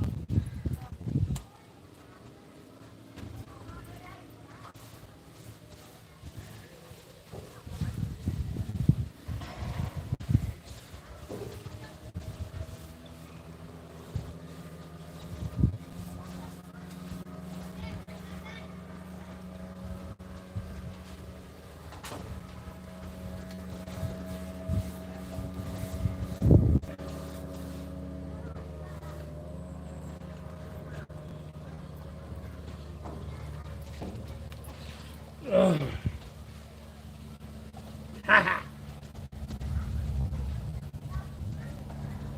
Still can do.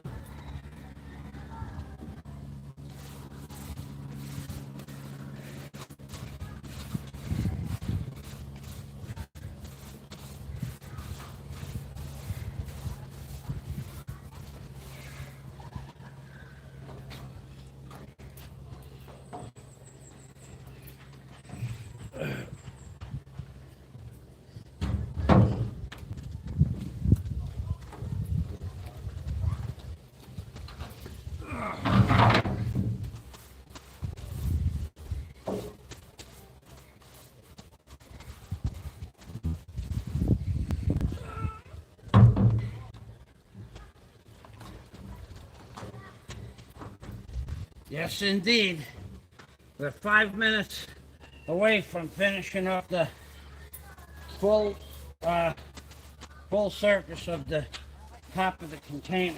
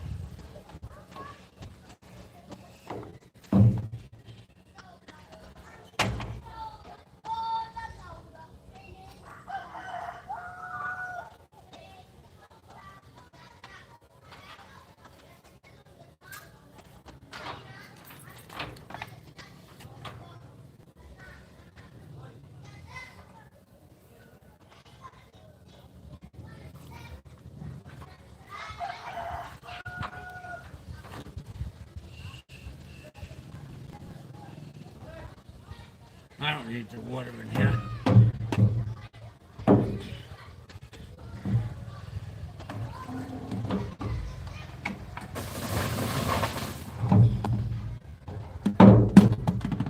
Since pumping down 20 pounds of water when I don't need it.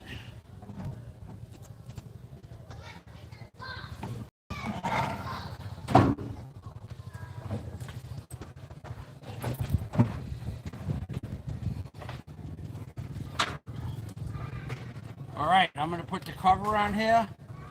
I'll have a little chat if some of my friends are here.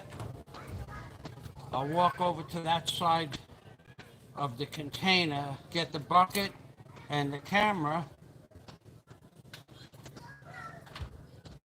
Then I'll paint myself off the roof. Oh, don't take your hand out of your pocket. I didn't say I'm going to fall off the roof. I said I'll paint myself off the roof. Stop rubbing. Stop rubbing now. That's an order.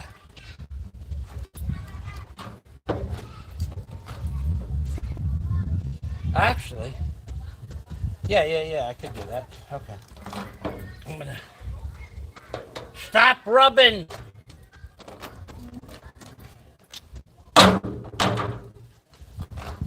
Oh. Oh.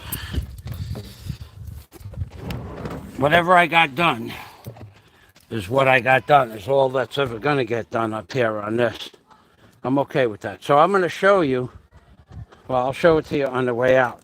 How good the yellow covered and how good the white covered. Look like thinned out water-based paint. And I only put about 6 or 7 ounces of water in 2.5 gallons of paint last week. So it should not have thinned out like that. All right, hold on. I have sun. I'm blinded by the sun. Yeah, snow blind, they call that. I remember one time I did a fence for Guy Recupero, the guy who was behind the Pizza Connection. And his fence was 60 feet long from the house to the back of the property and 60 feet across. Jack Thompson, my buddy, you can interrupt me all day, Jack. I don't enjoy talking to too many people, but you and Scott, Dennis, Blue Rose.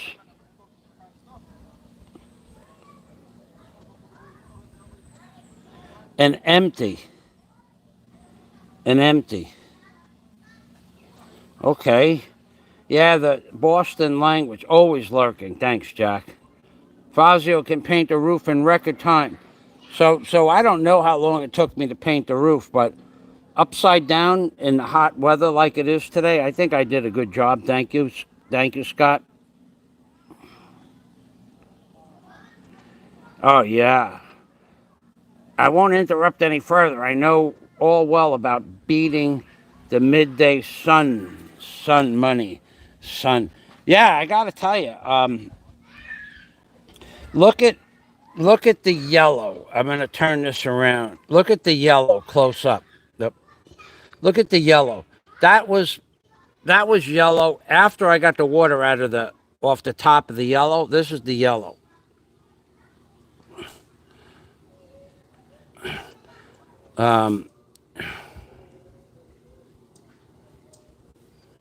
Where is that cover? I can't see. I'm snowblind. Oh, there's the cover. Look around the perimeter of the yellow. How to the left of the cover. How sporadic the paint is. I'm leaving that like that to remind me that never to buy that crap again. And now look at this white over here. How pretty much is probably 20 or 30% more coverage on the white. And then over here where the yellow mixed in with the white, it's like watercolor. Now, I'm not going to paint it again. I'm not going to. First of all, I would imagine that this. Yeah, no, there. Well, I I stirred it up. I stirred it up pretty good, the white, and the yellow thinned out the white. That's what happened. The yellow was basically yellow water, is what they sold me, because 1 gallon of the yellow into 1.5+ gallons of the white on the other roof over there that I painted it with. That's how much it thinned it out. The solids, you're right. The what they call solids, the coloring agents. There's a word for that, but solids works well for me too. They just thinned it out too much. And as far as the streaks on the white are concerned, it probably could use 2 coats, but I can't do it today. This is the kind of paint that I don't think you could put 2 coats on, one after the other. I just don't believe it would be beneficial. So I'm going to let it dry. I'm going to get that cement mixer up here. That's one of the next things, to get the cement mixer up in that corner over there. I'm going to put it in the front corner because I will have access to the cement mixer with the getting it up and down anytime I wish to. But if I put the jet ski, and then I'll put the jet ski back where the bucket is, around where the bucket and the ladder is. That's my one of my next goals, is to get the cement mixer up on top.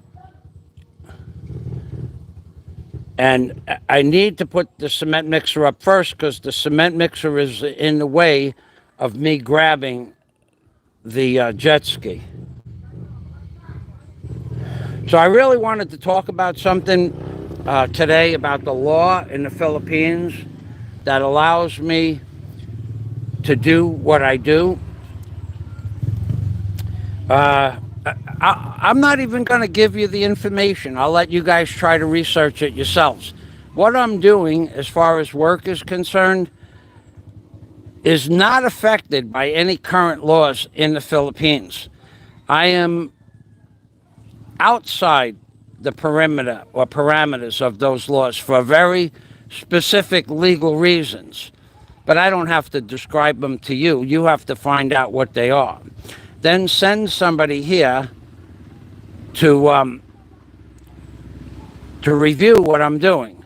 And then you will go through the trouble of making the phone calls, putting your name somewhere, and wasting a whole bunch of people's time that have already been here, by the way. So to that little creature out there that thought it was funny to send the building inspector to my property, well, now I might think seriously about sending the building inspector to your property. Just think about that. Think about that. You had the nerve to send somebody to my property to review what I'm doing here. You are one of, wait a second. You have operatives and I have henchmen. You had the nerve to send one of your operatives to my property to check on what I'm doing. You had that nerve to send your operatives to my property to check on what I'm doing. Well, let me just look into the camera so that you get this clear as day. Clear as day. I want you to understand something. Let me get the camera so that you can see me. I don't want you to miss a thing here. I don't want you to miss a beat.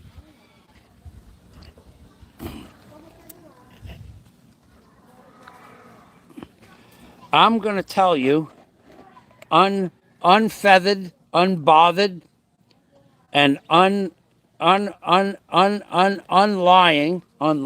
not lying, no bakakun, as they say in the Philippines, no lie.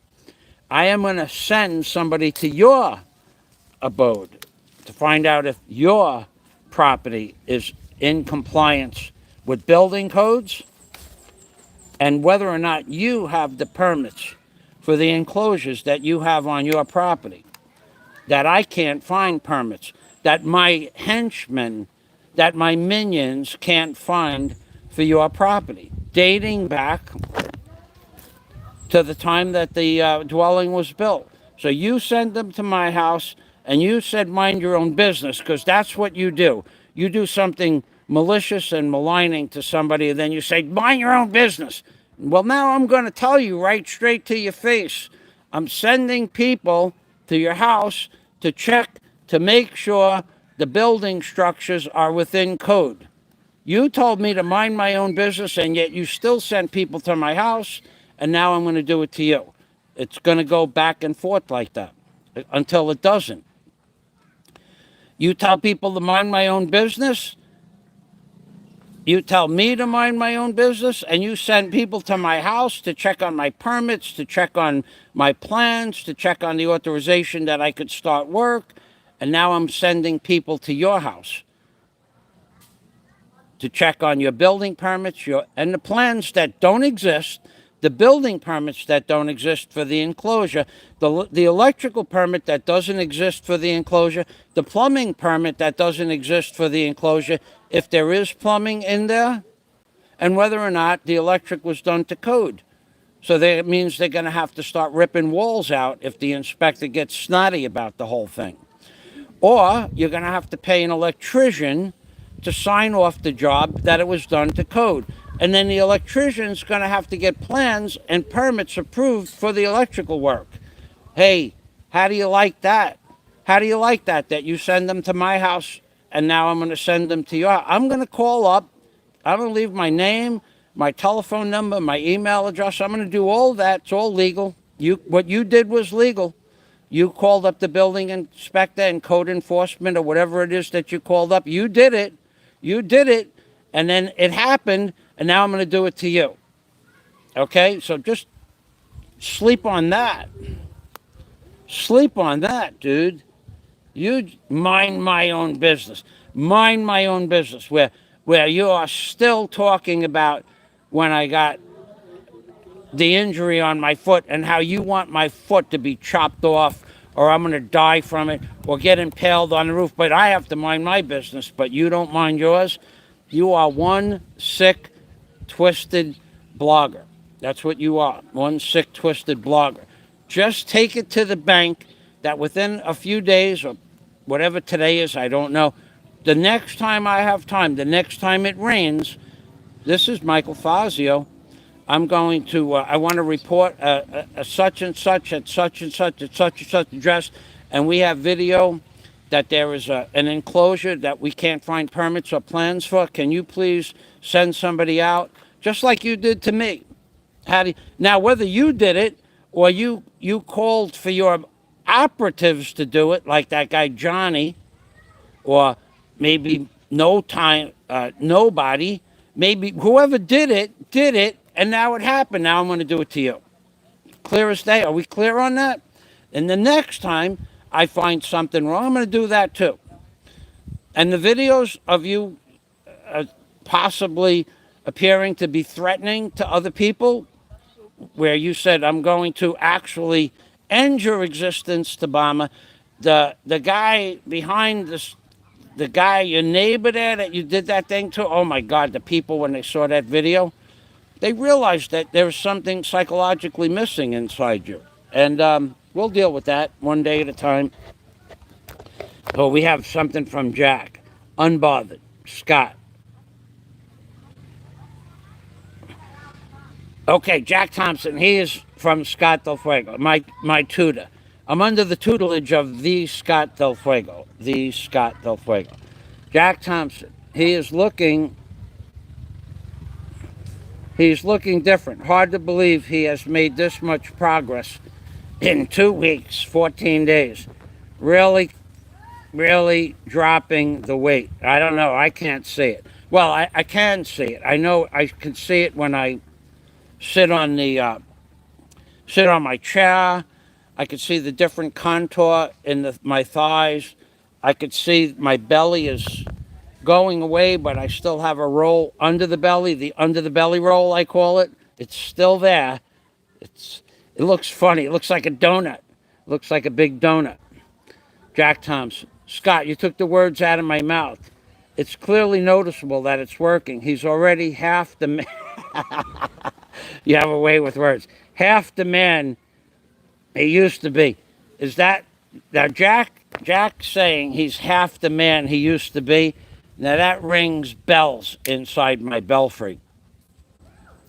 Because Jack, as we all well know, always liked Bruce Jenner, the famous track athlete, the one that was on the back of the Wheaties box.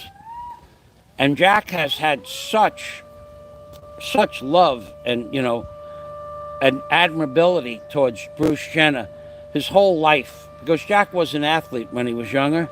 But now that Jack is older and he realizes that he can't be the athlete that Bruce Jenner was, I mean, none of us can, Jack has taken it upon himself to follow Bruce Jenner's athletic career to where it is now.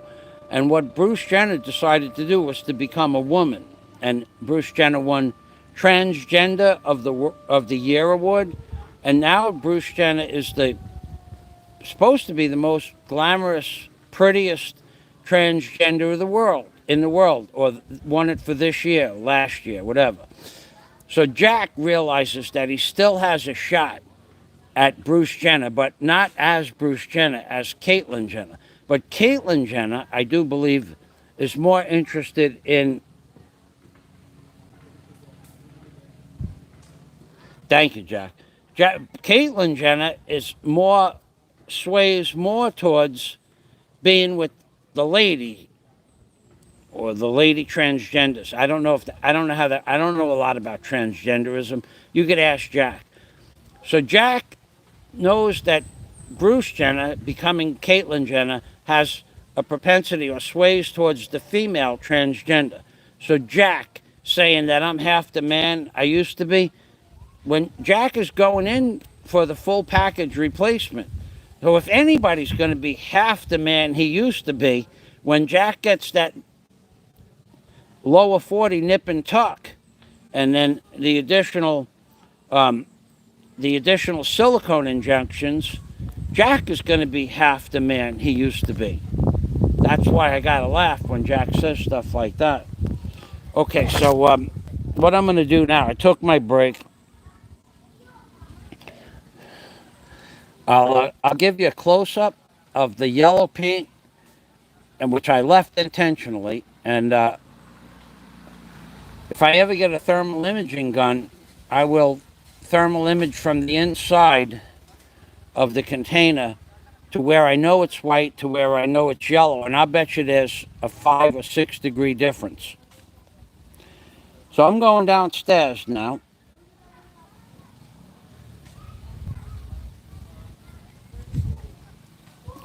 I'm going to bring everything downstairs with me. Yeah, I'm done up here. The next thing I'm going to do, and I am not going to scrub the side of the container. The next thing I'm going to do,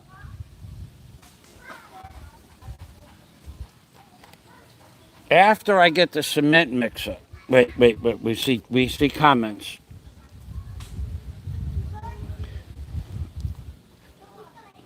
He's not undetermined. I am a determined man. Tell Michael he can't. He'll show you how many times he can. That's right.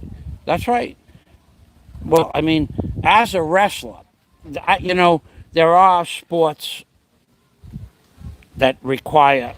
There is no sport that requires more effort than 3 minutes of wrestling. 3-minute rounds of wrestling. There is no other sport where you're going to exert that much energy. But more than that, as a wrestler, and I wrestled for 4 years, college, collegiate, and high school. As a wrestler, the mindset of a wrestler is completely different than a baseball or football player. That stuff is hard, and you can get injured. There's no doubt about in football more than baseball, but either one. But as a wrestler, they send you out on that mat alone. It's you and the other guy, and that's all there is. And your coach, that you might be able to hear screaming orders at you while you're in the state of what we call the zone or the fog. You can hear somebody and you know that it's your friend yelling stuff out at you, but by the time you get through the 2 minutes of the first round, it's just a blur. And that's the mindset of a wrestler. I have to do this. I alone have to go out there and beat this guy down.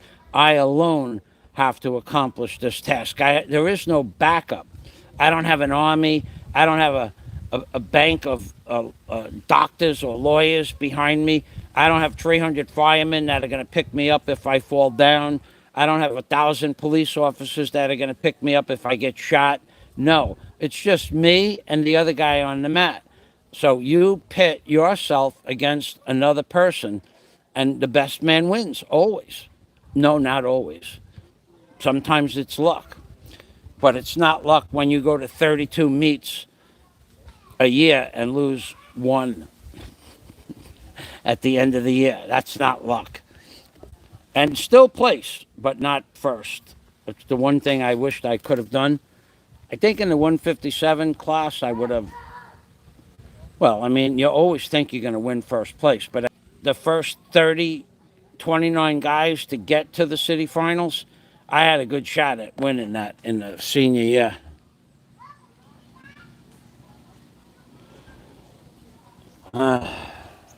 Okay, I'm going to I'm going to show you the difference in the paint now that it's dry.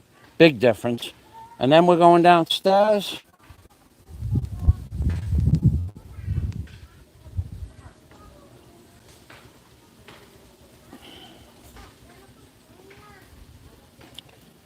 I'm ready, really, to put the cement mixer up here. I'm also ready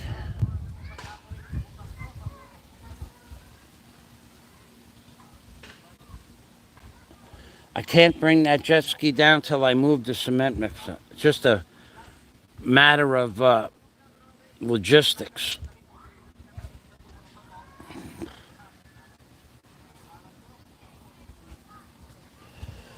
I need to get those two things up here, though. I mean, I would even put it up here on the wet paint. I don't care. Underneath the tires, what happens.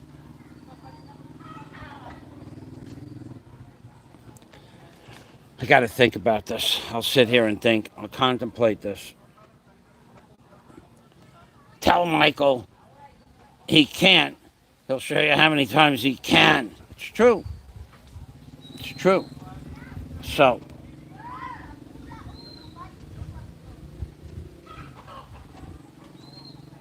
you got to put that brush in this bucket. I got to start tearing that unit apart over there. I got to start tearing that unit apart over there. I really do have to start tearing that unit apart.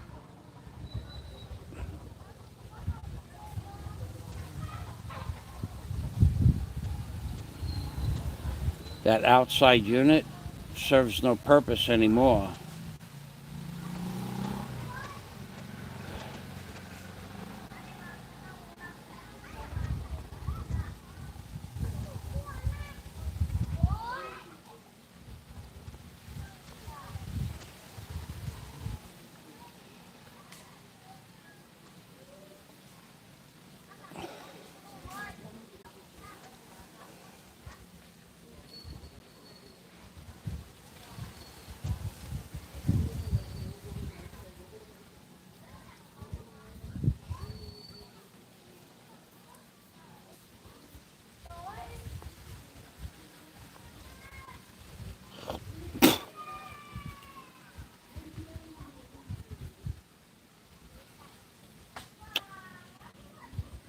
I got to get the cement mixer up here.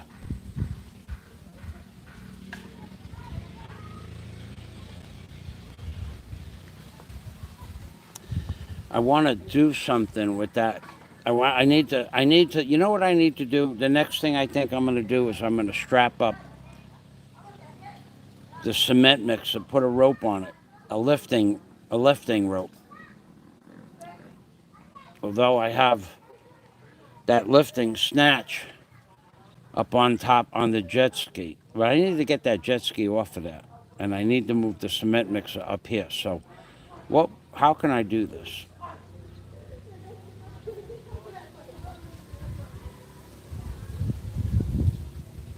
I wonder. I wonder. I think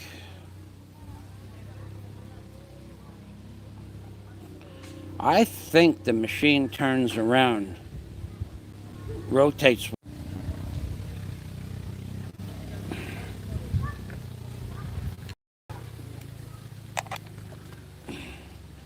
The ornery one, tell him he can't, and he will find a way to make you look silly. Heart determined is a hard battle for doubters. That guy, he's an unaccomplished man. Aside from that, he's never going to learn better. He's going to learn the hard way, but he's never going to learn better. He's illiterate. If he's illiterate writing, if he's illiterate in his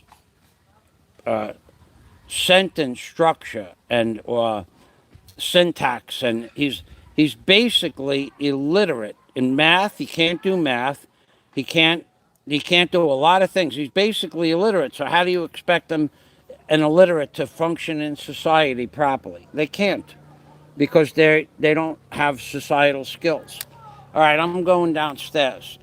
I'm going to make this decision momentarily to what to do. What's the next step here?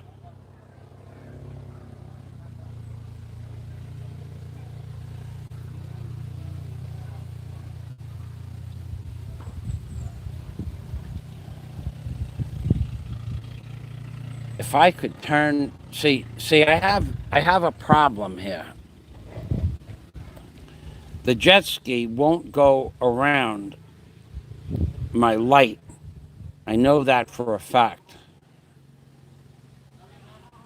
And I don't think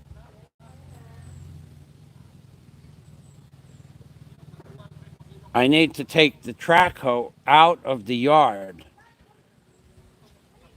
to pick up the jet ski and back out of the yard with the jet ski and back it out. But I could do that. I could just move the cement mixer.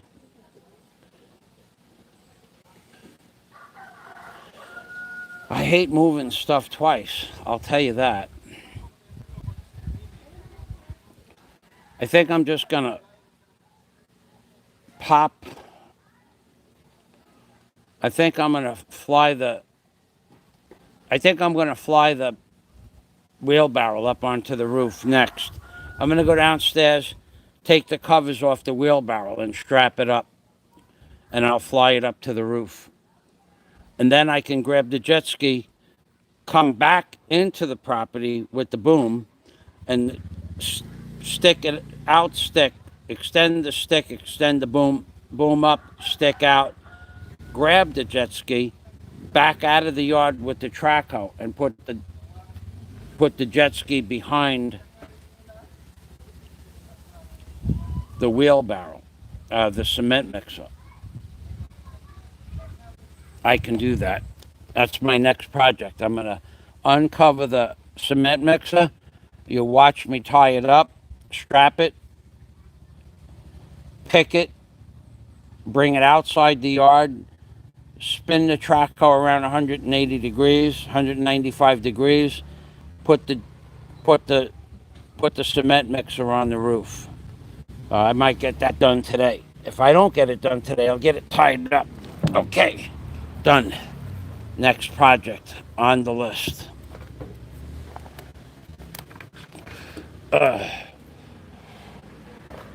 Okay, I was going to show you close up the difference between the white and the yellow. This is the difference. And you got to remember that yellow paint is only half or less. So here it is.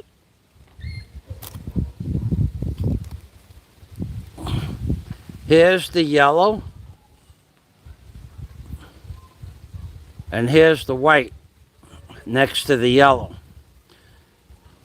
Two different animals.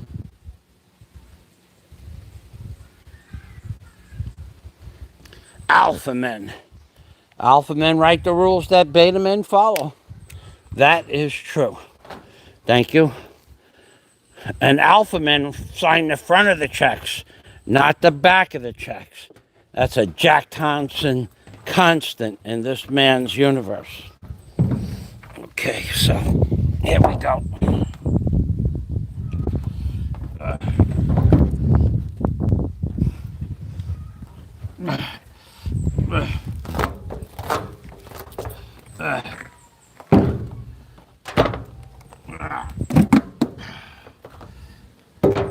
There won't be any more yellow with this. I'll mix this slowly into the rest of the white, and I'll paint the plywood with this, the form plywood. And once I get that jet ski off of there, I could start making my forms up on the roof of the other container of the house. I could start cutting forms. Okay, I could do that. Ugh.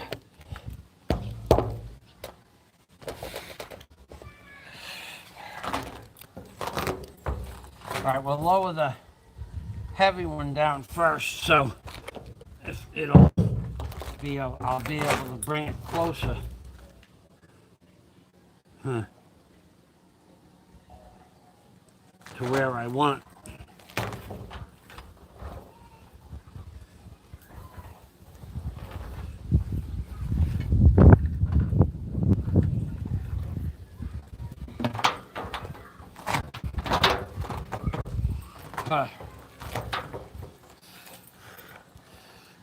Well, it's not even that heavy, but it is not stable, so it's either not even that heavy or every day I'm getting stronger. Yeah. Oh, what did I do? Well, we don't want to. Oh yeah, I could do that. I can do that because I have the other end of the rope to lower stuff down with. Okay, I'm going to use the ladder to lean against. I'm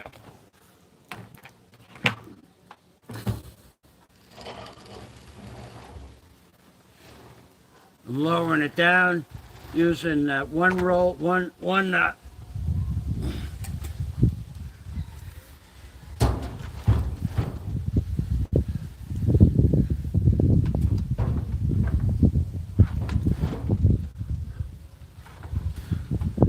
one layer, one wrap as a friction wrap to keep it from free falling, and it's on the wood exactly where it should be, below.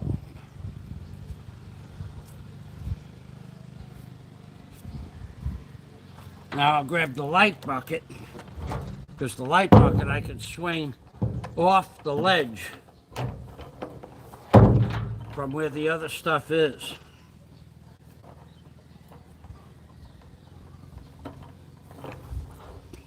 Or just bring it around this side over here. Yeah, I could do that.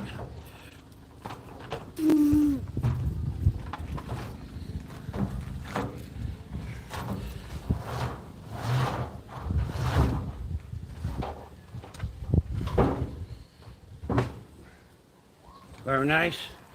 Done deal.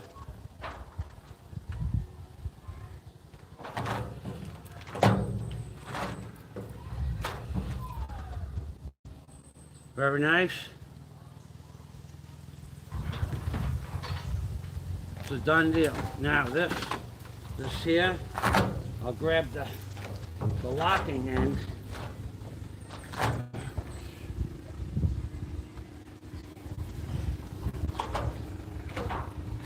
Of this, tie this off so the ladder can't fall.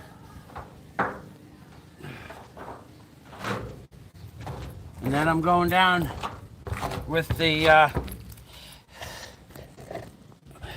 wish I knew how to take a picture with this camera.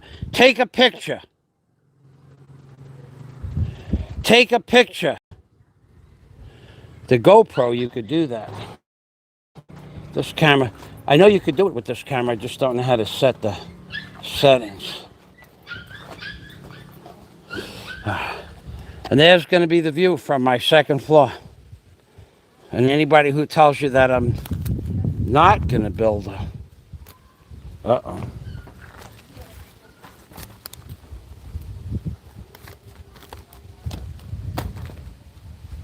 Uh-oh. Uh-oh. I thought I dropped my glasses. Anybody who tells you I'm not going to build a hotel on this property and that I'm a scammer, I'm a con artist, I'm a shyster, I'm a flim-flam man, those videos are going to cybercrimes as maligning and slighting of my character. Take my word on that.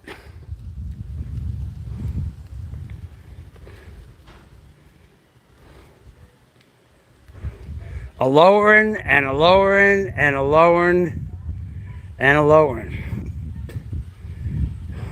Alpha man, wait a second. Alpha men write the rules that beta men follow. And this is actually true. Scott is reading the definition of alpha men. Alpha men may not always be at the front of the line.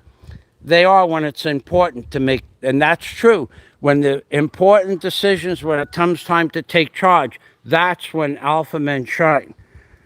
Tender-handed, that's true. And I read that on the internet a long time ago when I decided to name my channel Alpha Man Construction Videos.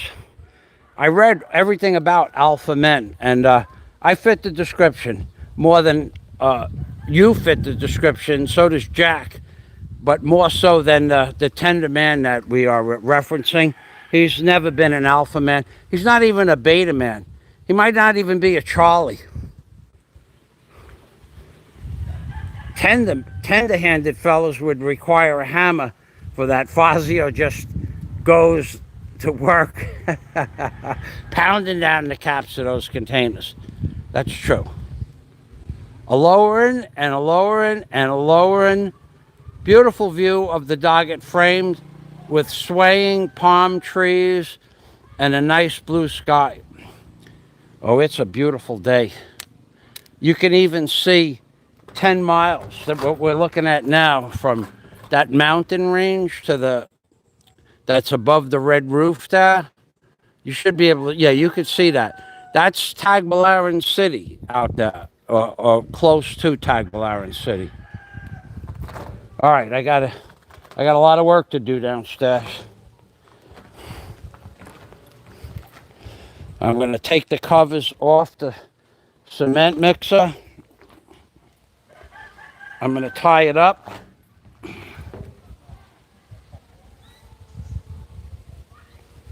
I'm going to tie it up so I can snatch it and fly it up to the roof.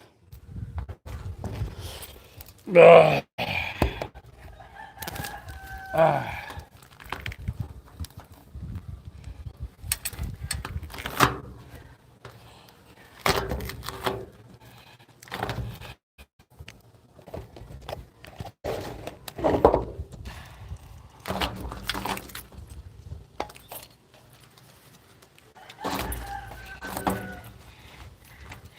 Huh. Huh.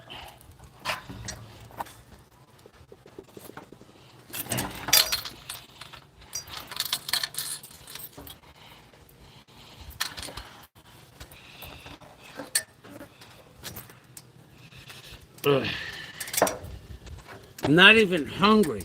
You know, this is the strangest thing. Aside from the weight loss and the lack of need for sleep, I'm not hungry. So I'm saving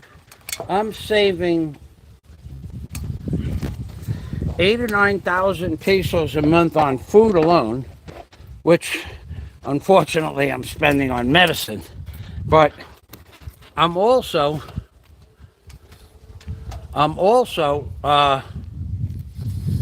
saving 3 hours a day of cooking foods, buying foods, preparing foods, and then cleaning up after the mess, and then eating the foods. So I have 3 extra hours a day to do my chores or anything else I wish to do.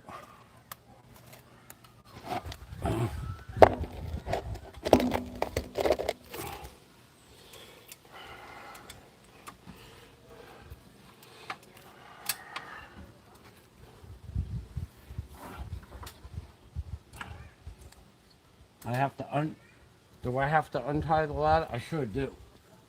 No? Yeah, I do. Okay. I'll have to put it back up after I get the cement mixer hooked and up. But for now, I can untie it.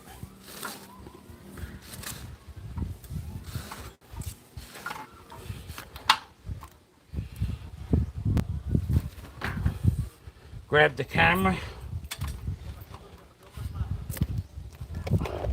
I do need water though. I am at that point where I want some water. Okay, that paint is going back up on the other roof. I am not painting up here again, and if I do, it'll be a long time from now. Oh, I know what I gotta do. I gotta go get the charging unit for this phone. Otherwise, we're gonna run out of energy really soon. Okay.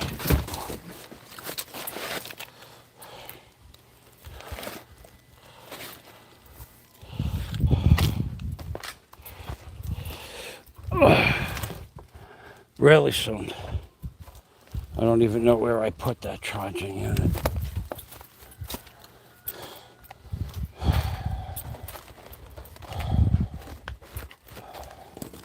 I do know this camera's hot, so I'm going to put this over here. I'm going in the house to look for the charging unit.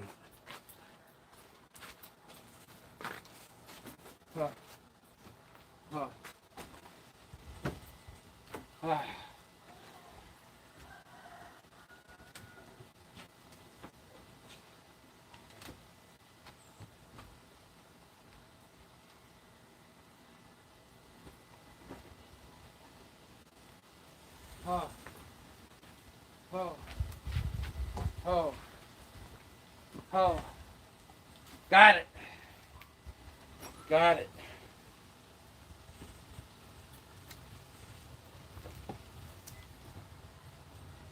Oh.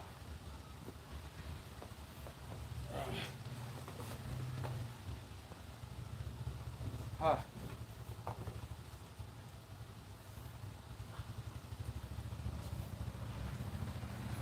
Oh.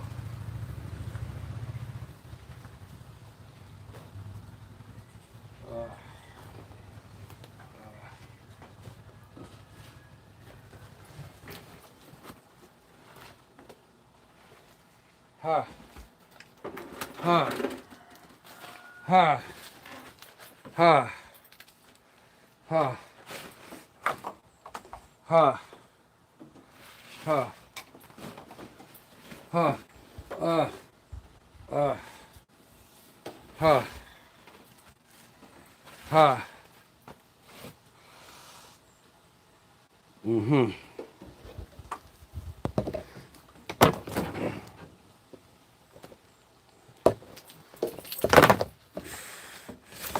Oh. Oh.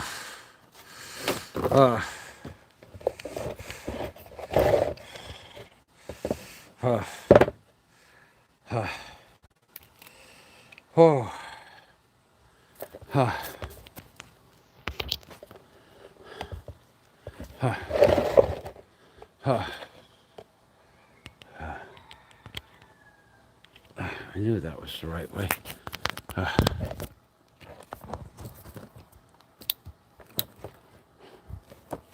30%. We caught it in time. Oh, I'm ready to. I'm ready to wet my head down. I'm ready for that.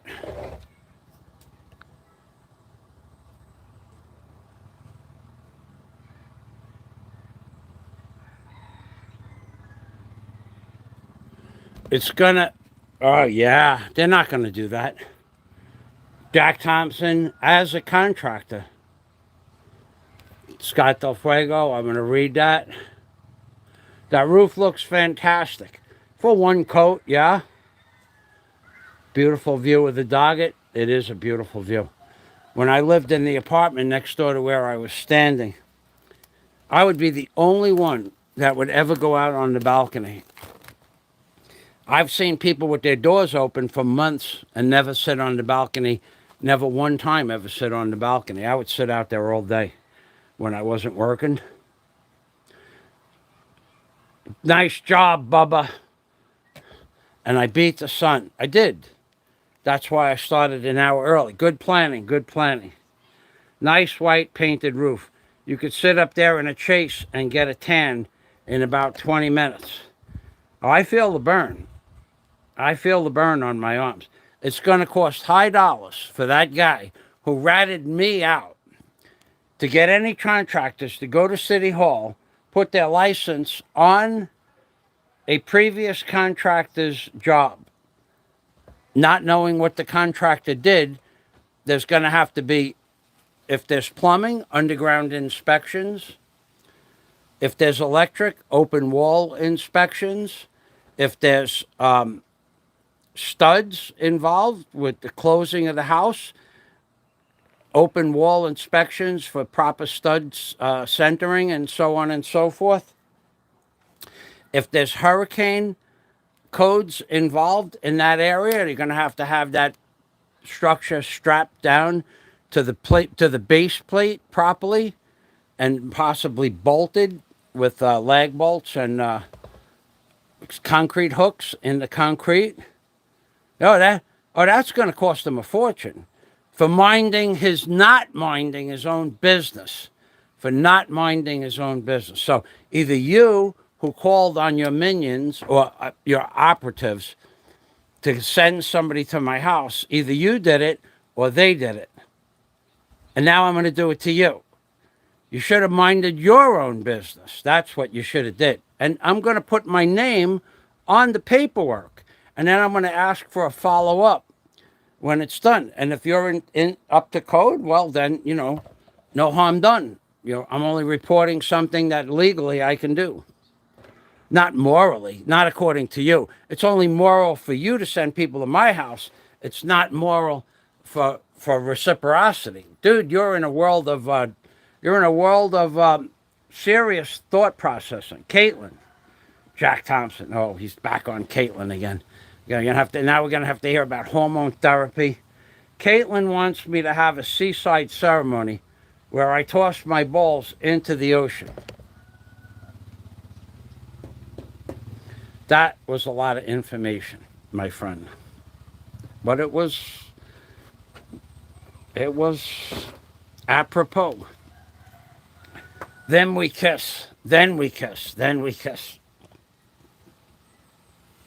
And then, if everything goes right, we get on the back of the Wheaties box together. Jack, you have some serious high goals. Highly improbable, but highly speculative goals. I got to give you credit for creativity. Okay, where am I? I got to sit down for a minute. What was I doing? All right, I was going to bring... Okay, I don't need all that stuff in the sun. Oh,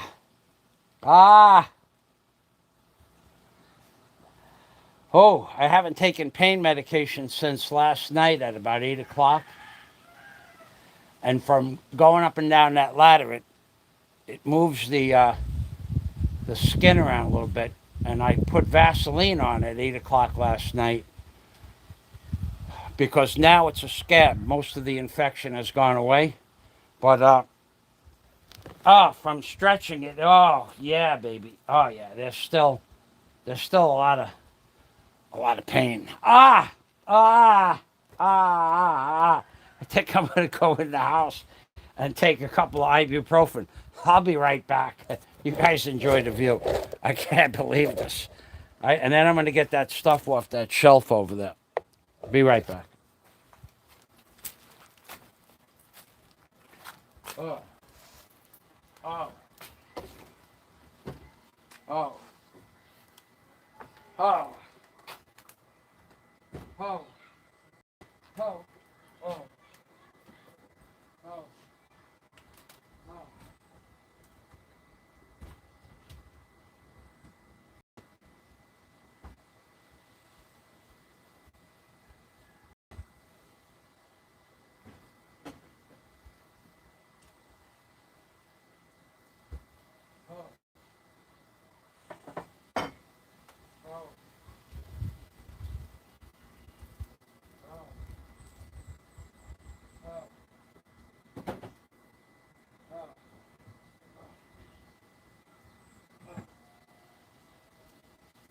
Oh, there's my water.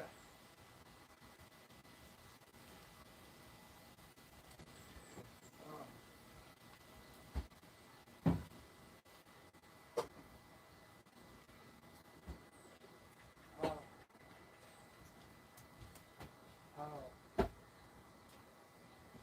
oh, oh, oh.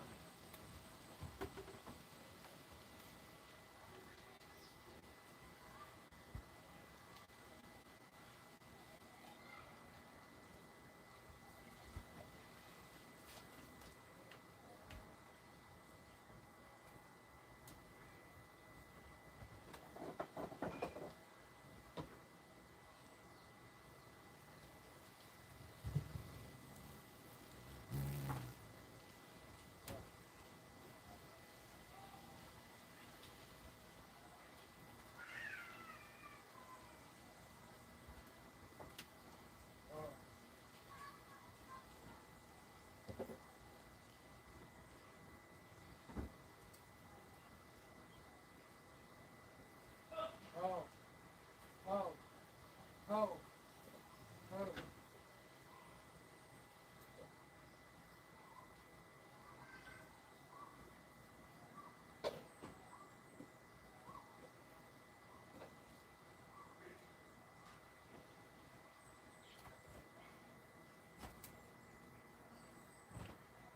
Ah,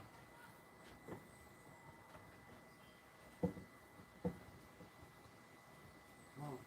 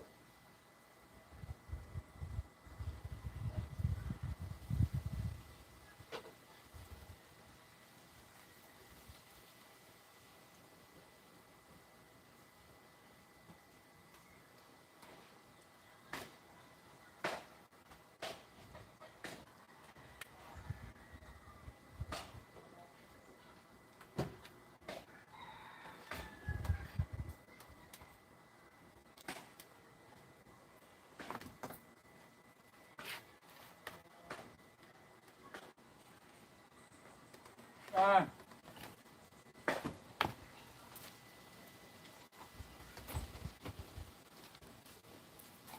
uh, huh.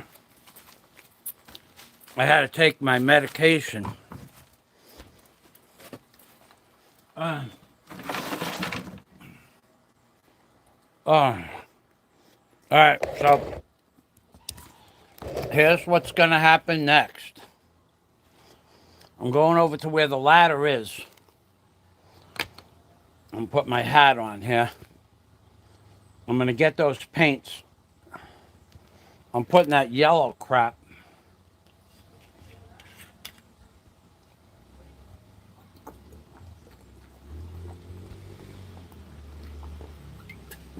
Well, it's going to go back upstairs to paint plywood with only. What a mistake that was. Oh, God. You know, the store I went into, the reason I bought that in there, that's the store I went in to look for the wagon wheel jack. It's a paint store. Okay, they have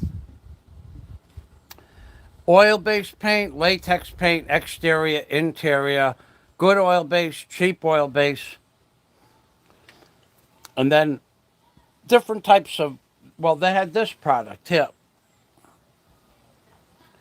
And I wouldn't have bought this paint had I not went into the back of where the store is. They have an industrial section where you can buy anything from a jackhammer to a cement mixer, 5 horsepower electric water pumps, sump pumps, 10 horsepower electric sump pumps, commercial grade floor, full, standing grinders, 4 foot high, 14-inch chop saws, 14-inch cut-off saws for the metal. They have everything back there. So I said, wow, this is a really good industrial grade store, right? That's what I was thinking. So I thought the paint would be up to par with the quality of the products they had in the back. It was all Makita. There was a lot of Makita, a lot of Ryobi. That's good. Those are good tools. But the tools were good. The paint, the Boys in Paint is a good price. The Philippines Boys in Paint was 680 pesos a gallon. In every store you go to, it's like they send out a notice. 680 is what we charge, and they won't give you a discount. Well, they did on that order of 3,500, 3,200, 3,400, 3,300 for the paint, 250 for the turpentine, 35.50, and 7 was 4,200 pesos, $84. They gave me a $2 discount. Excuse me. They gave me a $4 discount on $84 order. That's the first time I ever got a discount, so I'm happy about that. But that paint, it's garbage. You live and you learn. I won't buy their paint. I'll buy the Boys in Paint, but not that stuff. And I only bought it because it was yellow. And I wanted to paint the plywood yellow. And it'll work for that when I mix it in with the white. Okay, so I'm rested up. I sat down inside. I checked my mail. I checked my incoming notifications for some things that I'm working on.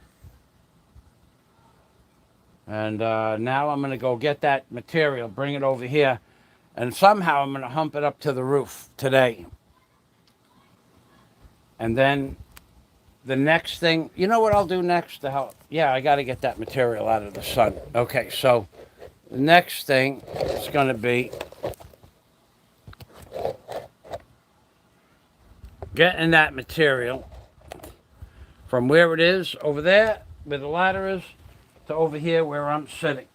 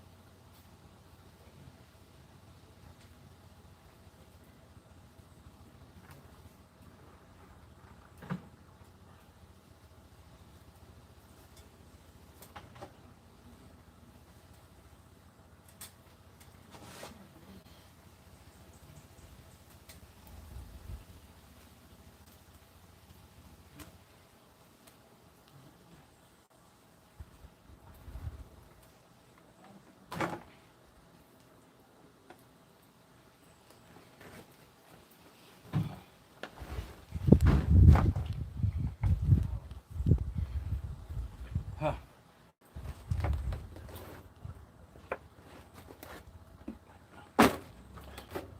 Huh. I'm going to put the yellow in the cargo container 1. I don't need that up on the roof because I already have enough mixed up yellow to for that. So I have to sort some stuff out of this bucket.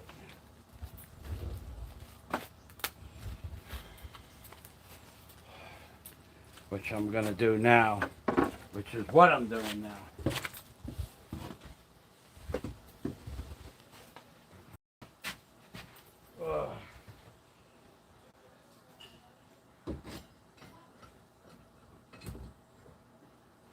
Ugh. Oh.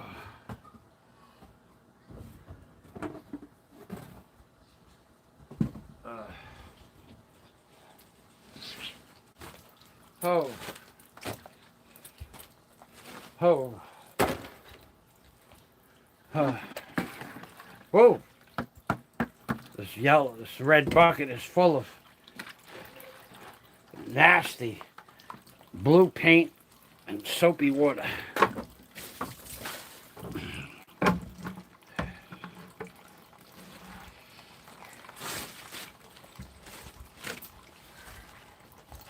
We'll get that back in the house.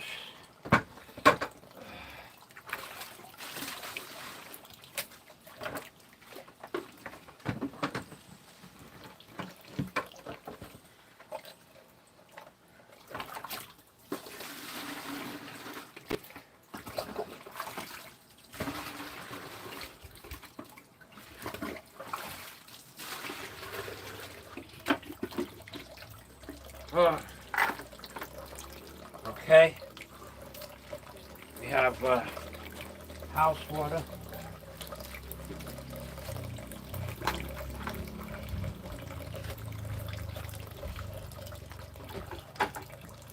Water pressure's been low the last week. No water comes into the house unless it goes in by bucket. Bucket, I say. Bucket.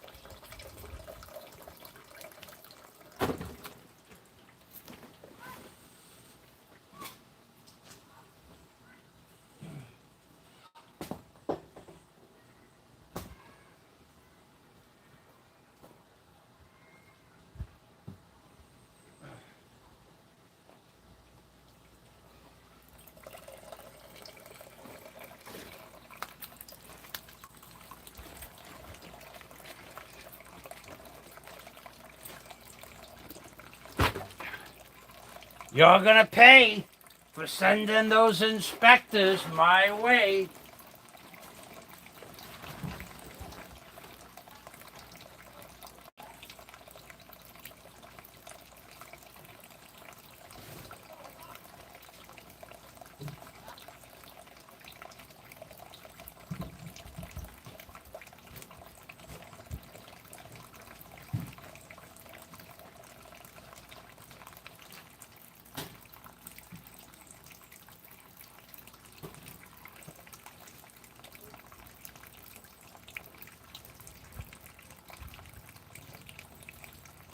You're gonna pay for sending those inspectors my way. You are gonna pay. Take my word for that. Take my word on that. Rat. Want to be a rat? You could rat me out, and I've done nothing wrong, and I could rat you out, and we'll see if you've done anything wrong. And we're going to find out soon.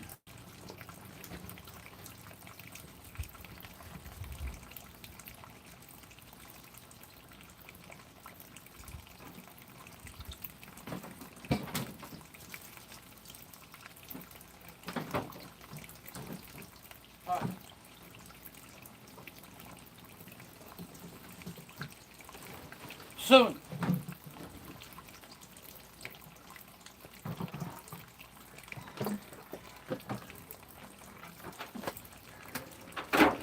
Huh. Huh.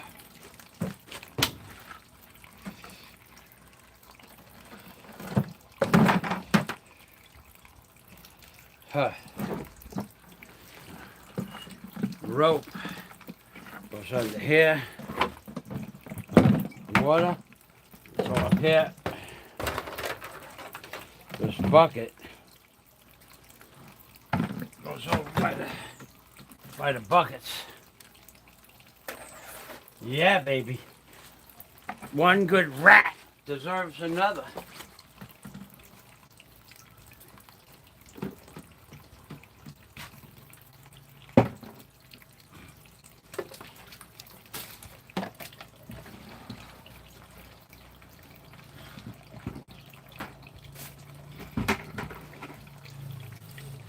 Huh.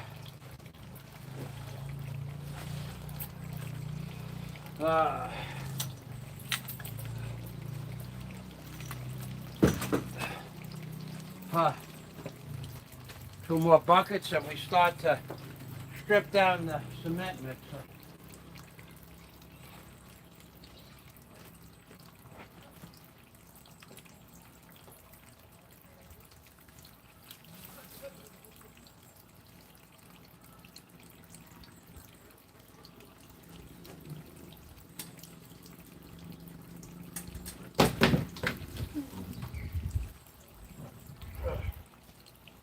Oh.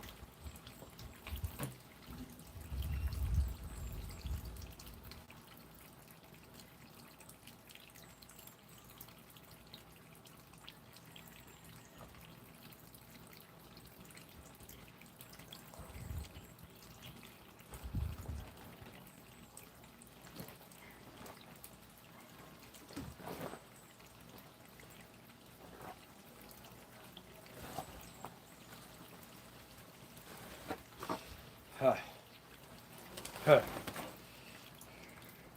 Huh. Huh.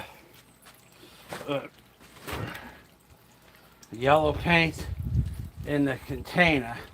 One less thing to do later. Huh. Huh. Huh.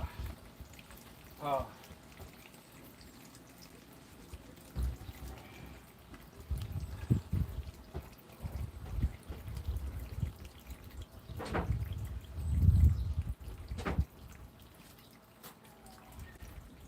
Oh. Oh. Oh. Oh. Whew. Starting to get hot. Holy macaroni and cheese. Oh. Oh. Oh. All right, we're going to start stripping the cement mixer now. Oh. Oh. I don't want to make mud where I'm working. Oh, that feels good.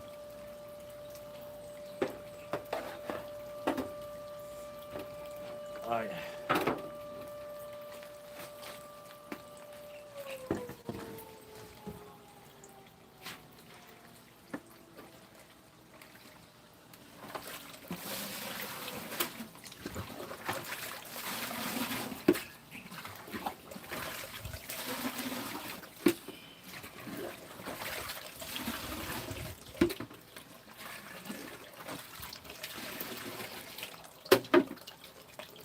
Huh. Huh. Huh.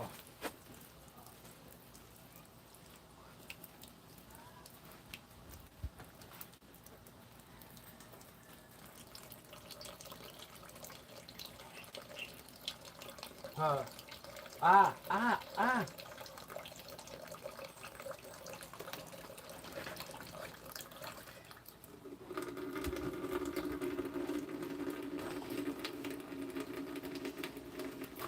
Oh.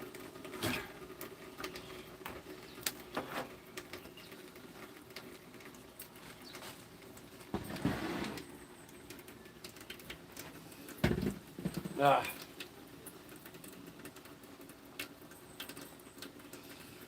Oh.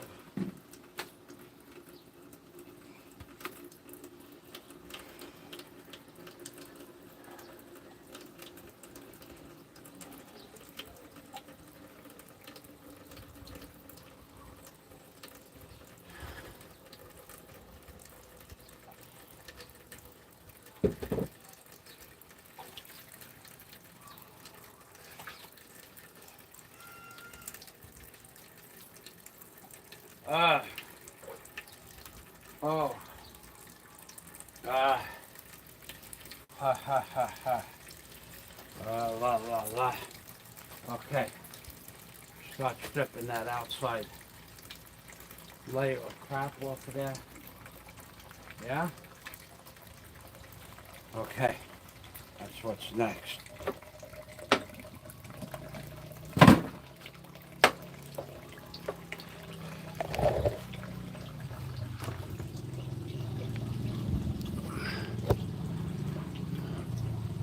Well, I see comments. Friends. Friends or foe. Oh, where did I put my glasses? There.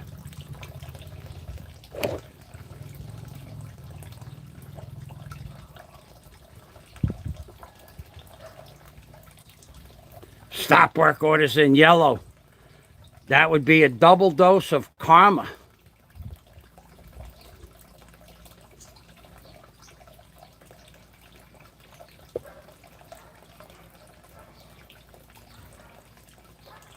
Wow, they have orders like that? I guess they changed everything since I had my GC, or I don't remember.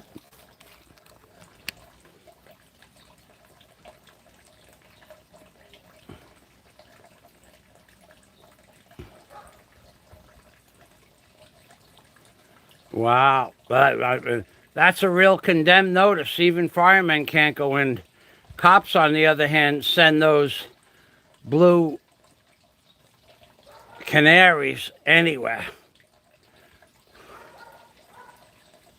How much is the plasticizing paint? The good stuff is 3,550 pesos, which is 70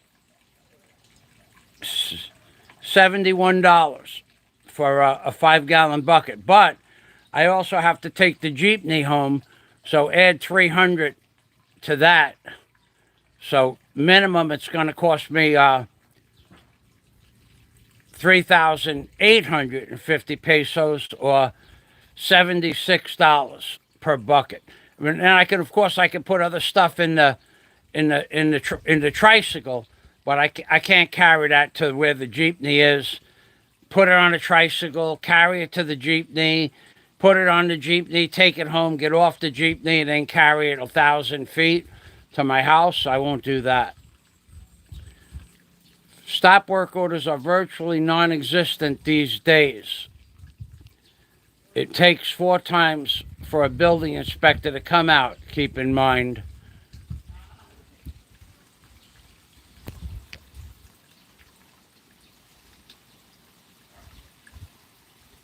Yeah, a lot of people did, Jack. He wants to charge you by the mile. Well, this has been going on since Obama, though, Jack. Obama wanted to put a tax on your mile. I even remember. I even remember living in Florida Keys, and in order to get a registration for my Cobra for all my trucks and my cars. I had a Ford van. I had a Ford Super Duty 250. I had a Chevy Sierra 3500. I had an Oldsmobile 2004 Oldsmobile, and I had a Cobra, 5 cars. They wanted the mileage not off the odometer. They wanted you to bring the car to the registrar's office or a picture of the car with and the odometer. You couldn't just write a number down.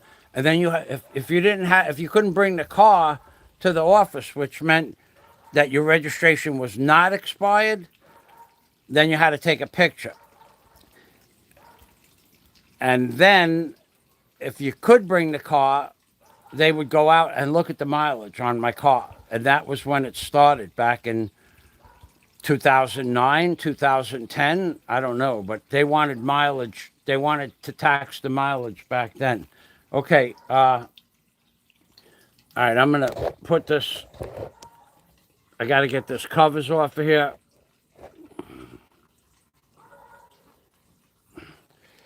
Okay.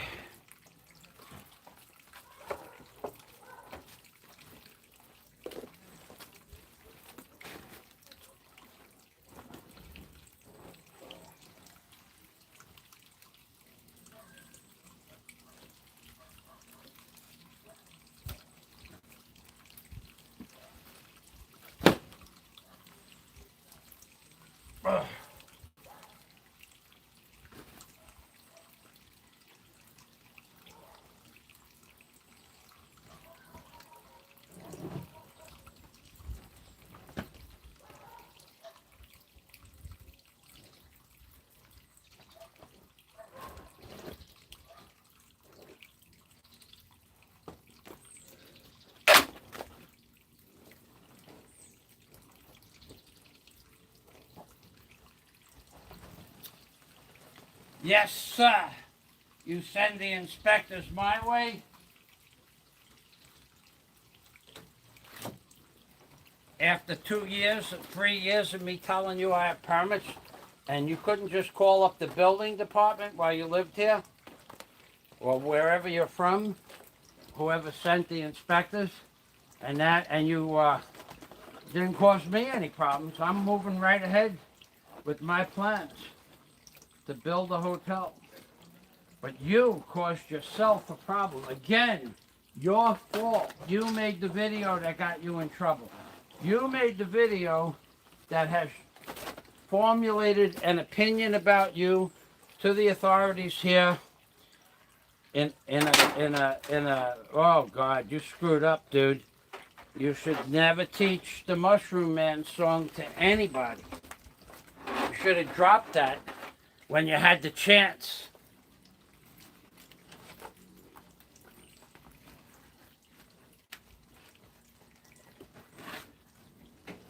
Now, you don't have the chance anymore.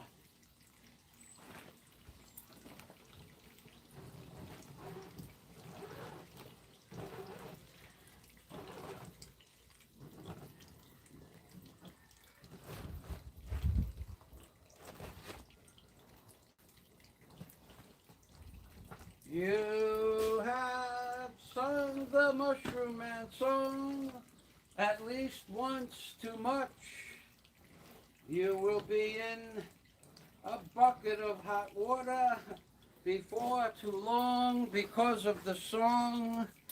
You have sung the Mushroom Man song in the wrong place at the wrong time in front of the wrong people.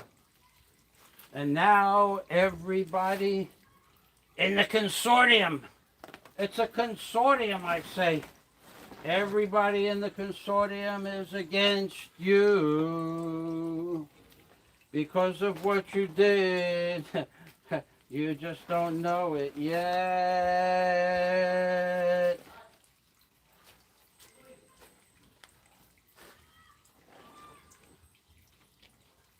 It's a conspiracy, I tell you. I don't know if you'd call it a conspiracy. I think you'd call it a concerted effort to right a wrong.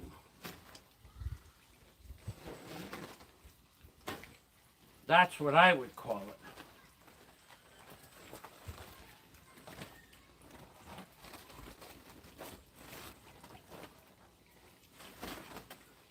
Let's right this wrong.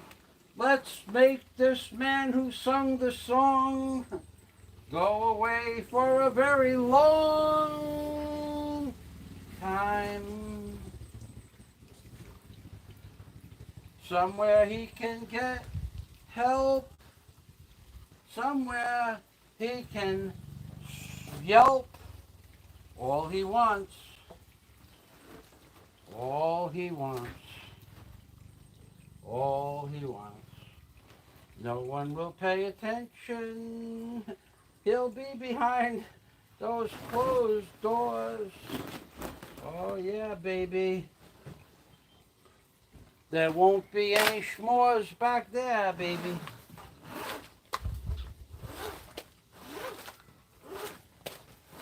The Mushroom Man has put you into a place you never wanted to be, but only because he told you to shut up and you wouldn't do it. You would not do it. You insisted on you're right and everybody else is wrong. But you, as it turns out, will be held accountable.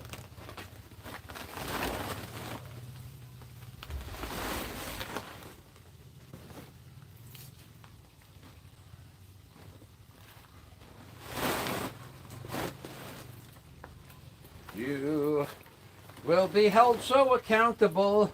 When you're done, you'll have time to take your college courses for being an accountant. Get a proper GED where you can learn how to read and write. And when you get out, you'll be able to fit in with society.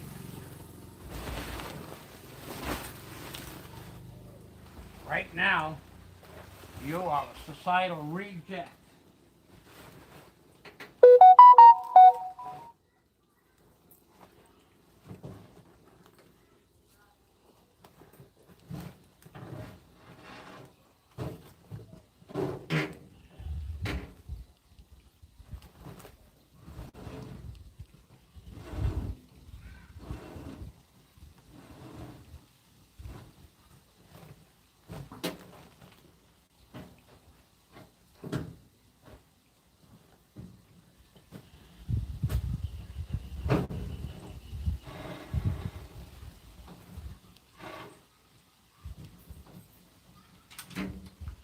A societal reject is what you are. Make no mistake, you won't need a car where you're going.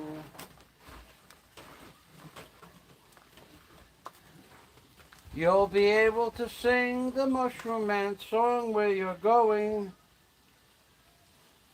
But it might not be a good idea to showing that side of yourself.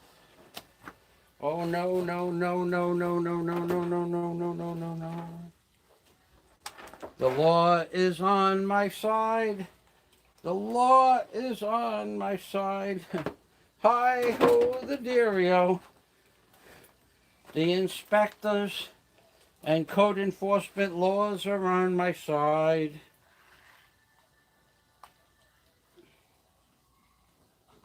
We'll find out soon enough.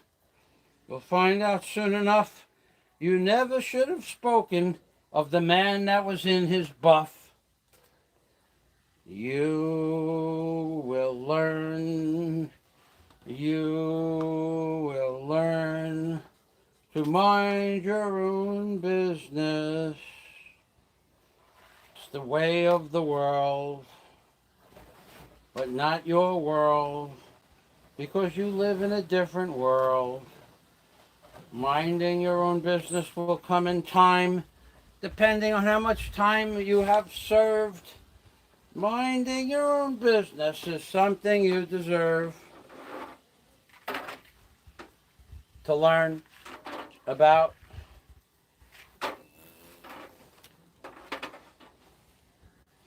Scott should be getting ready to go to sleep now.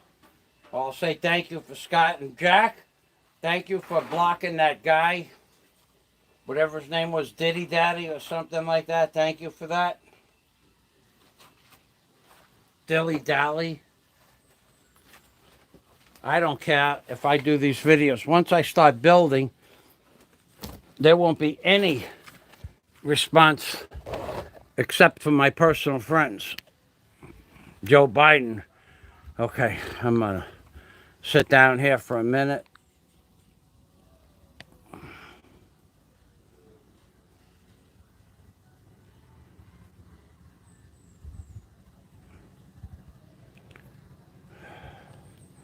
Whew. Even in the shade, it's hot today. I bet you it's 92 degrees in the shade today here. I am going to need a couple of long pieces of 1-inch line, which I have.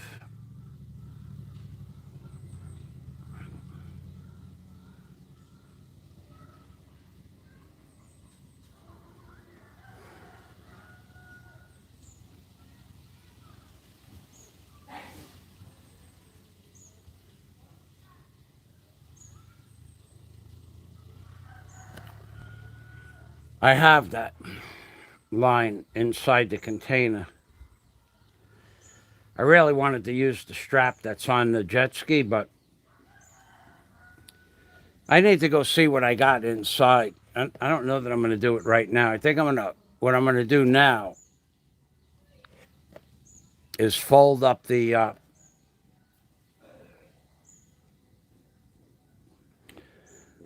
bags I had on top so in case it rains, they don't get mud in them.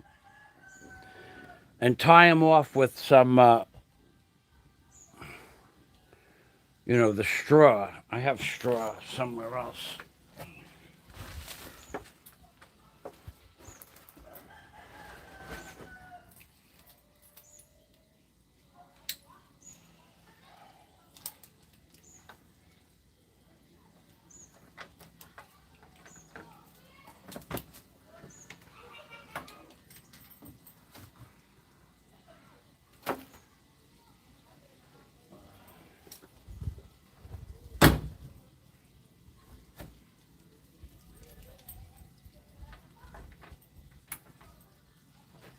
I'm going to have to set the machine up after I get this tied up. Check all the fluids for tomorrow, I guess. I don't know that I'm going to do it today. Well, no. I do know I'm not going to do it today, but I'm going to have it set up for the morning and put it up on the roof.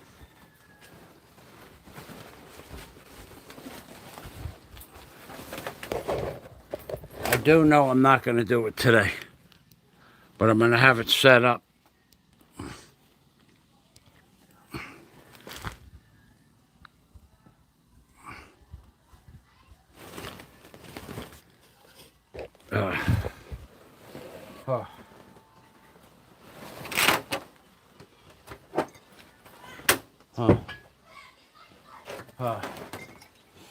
I have some cold water here. Let me finish this. Oh. Oh.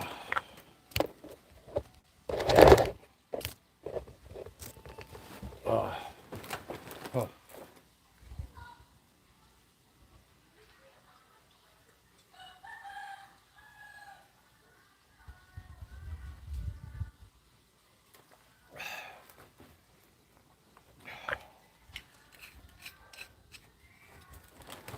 Yeah, I'm starting to get a little weak. My 22-hour mark is coming up. No food, 22 hours. Hey, Scott, if you're still here, I got a question.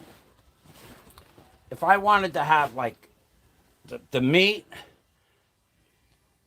after I'm done with the apples, if I wanted to have the meat and then have 2 or 3 avocados instead of half an apple, would that be okay?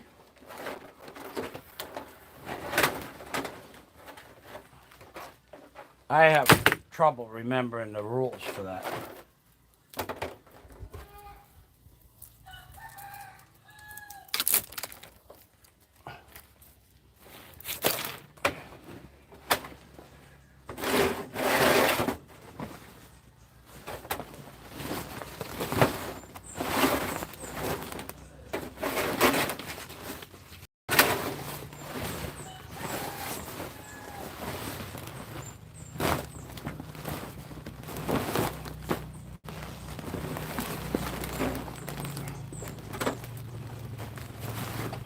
Oh.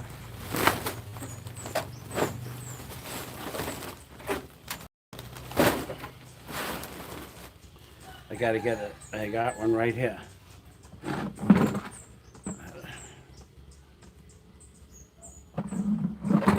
Alright. I'm gonna look for Scott's answer so Scott can go to sleep. Scott is sleeping already. Okay. I'll talk to you later, Scott. Thanks anyway. See you tomorrow.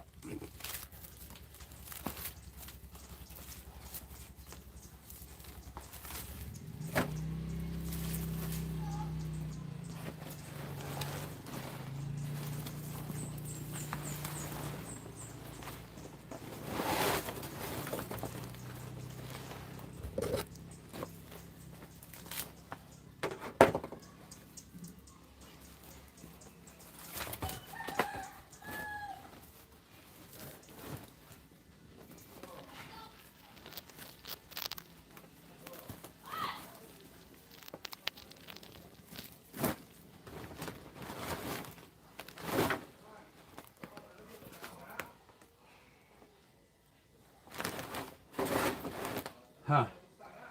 Where do I put this crap?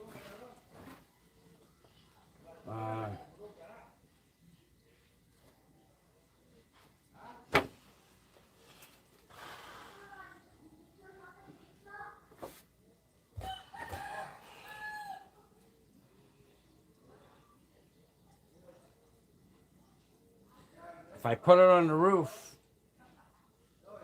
I'm just going to have to take it down from the roof. If I put it on the roof and it blows off, I'm going to have to put it back up on the roof. If I put it over there, it probably won't blow off anywhere. But I should blow off the table first. So, all right.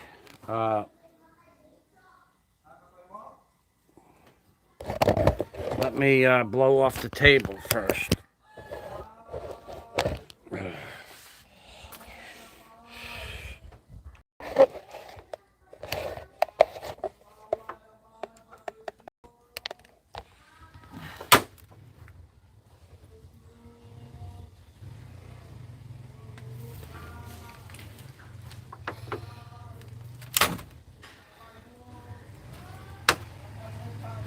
Wapu!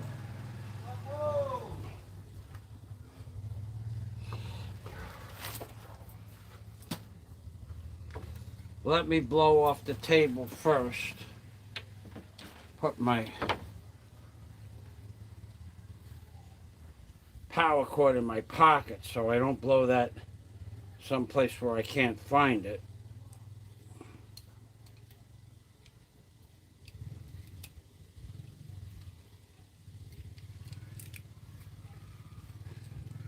That's done.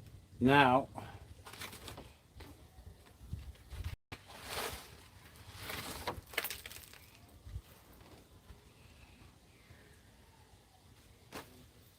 that's done. This goes inside the container. This is a piece of plywood, 2 pieces of plywood. Of all the places in the whole world where that should not have fallen. It fell exactly where it should have never. I only put these sticks there, what, 3 minutes ago, these little sticks, and it fell right on the sticks. Didn't hurt them, but it could have snapped. It could have snapped all three, but all four, but it didn't. Amazing.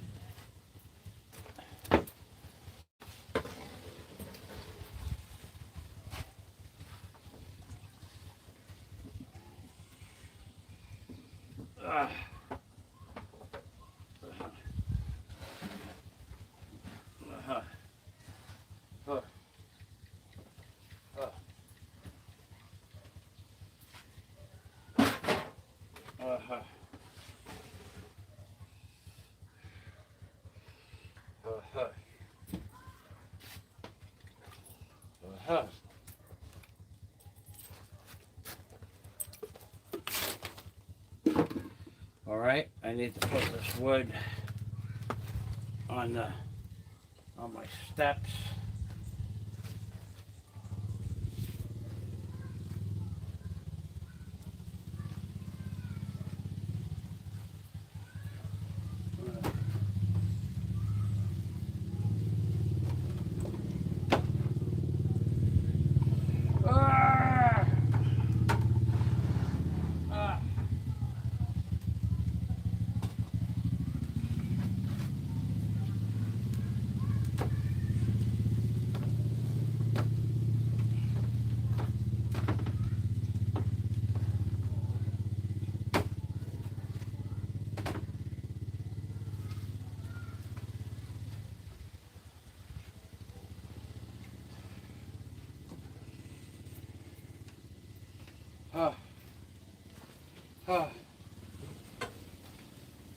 I need the blower, yeah?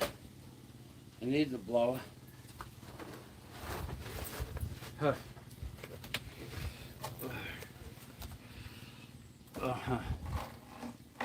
Blower. This is the neck. No. This is next. This piece of plywood here. What would I do? I'm going to keep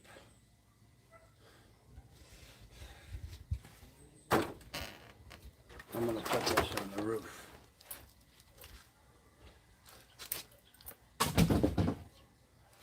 One.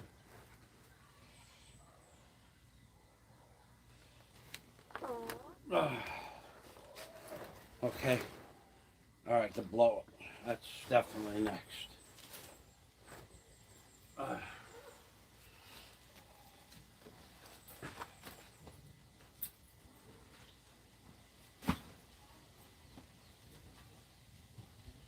Where is the blower? Oh, where is the blower?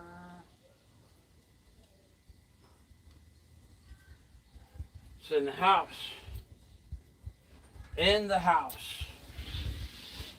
In the house, the blower is, I think, I say. In the house. The blower is, I hope and pray. No blower.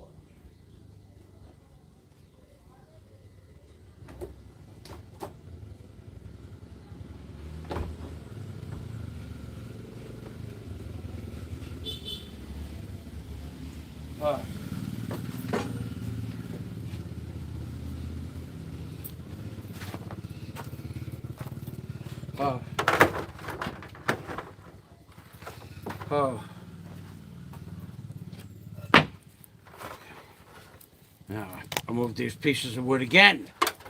That's 3 times in just a few hours. Could put them underneath there, but that's really where they belong. But if I put them under there, I'll forget it where they are. So I'll put them over here.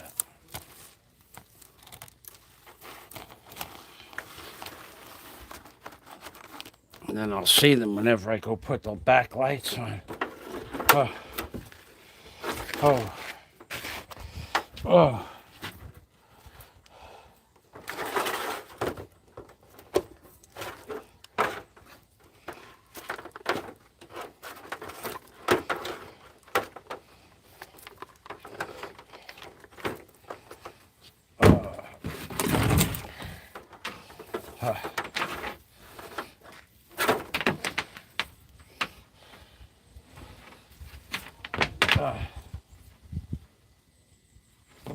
Yeah, baby.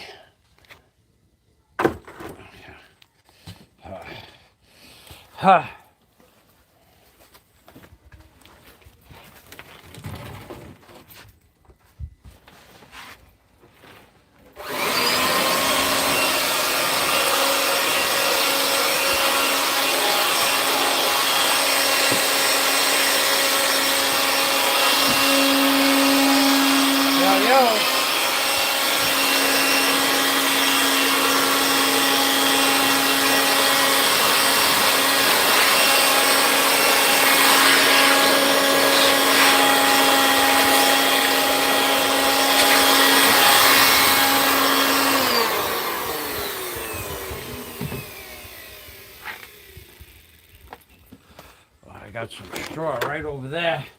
Good. If it's good, I'll use it. If it's no good, it needs to be discarded.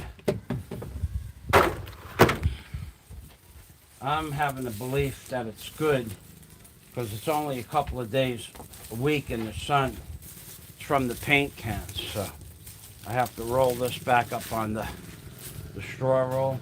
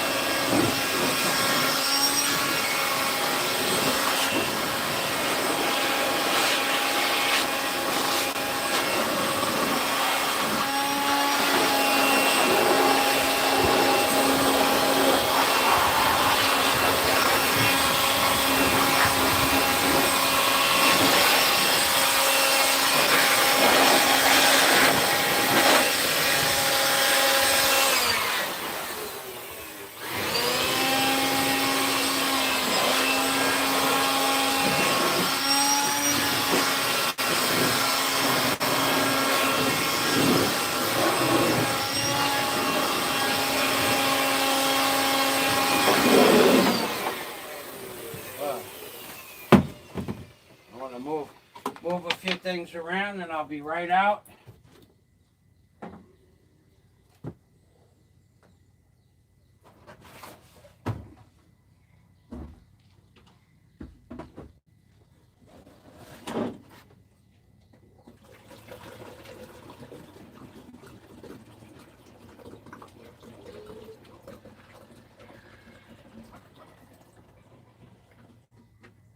Oh.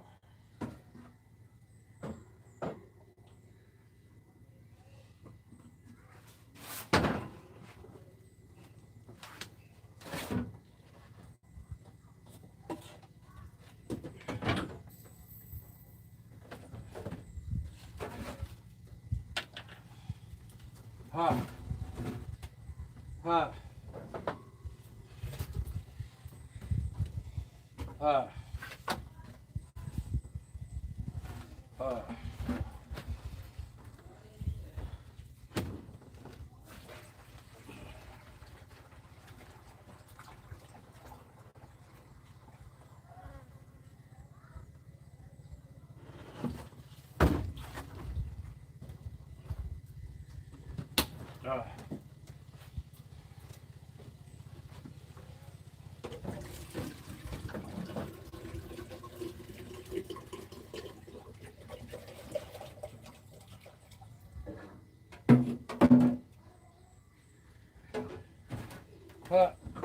Ah.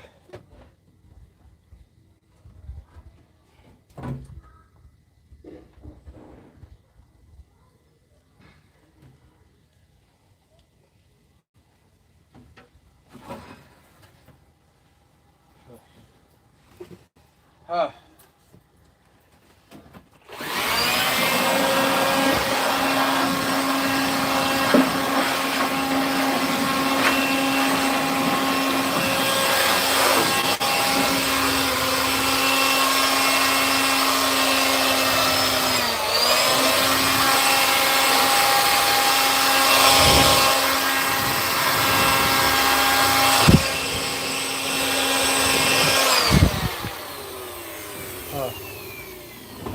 Huh.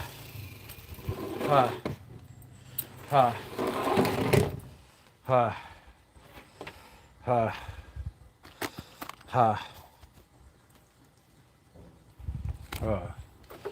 Huh. Maybe do something easy now. I'm getting tired. I think I'm gonna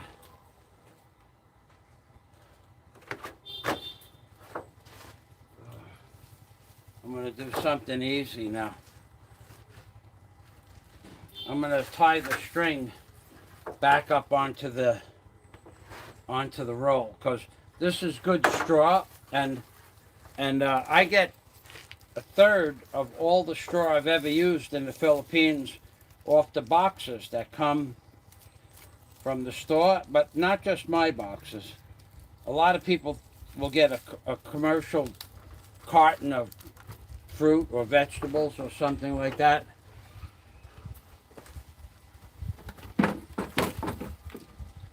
With a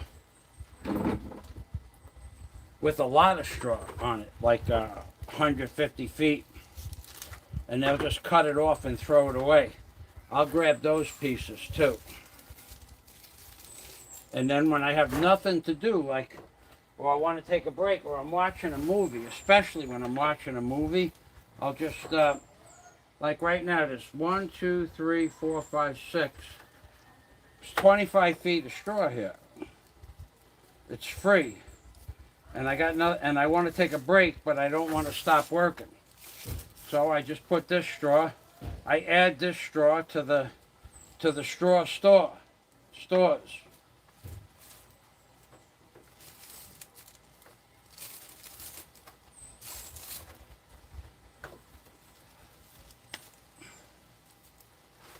It only takes a couple of minutes, and like I said, 25–30%, maybe more, of all the straw I've ever used, I get for free.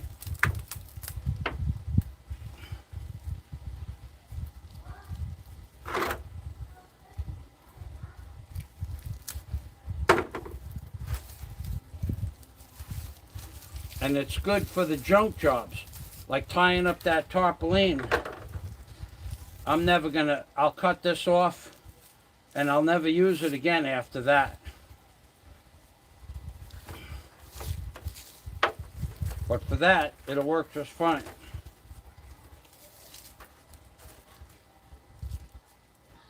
Then I have the good straw to do other things with.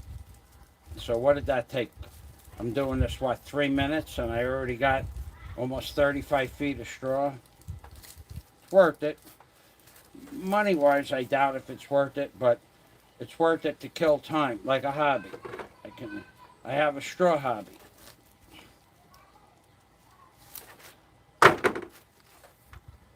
But sometimes you'll find a pile. I mean, like enough to fill up half of a 5-gallon bucket, all in one pile. Now that's a straw score. That's a straw score.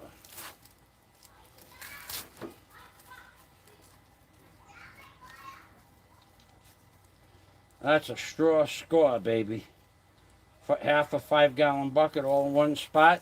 And sometimes it even unravels, like, you know, without having to untie knots and stuff like that.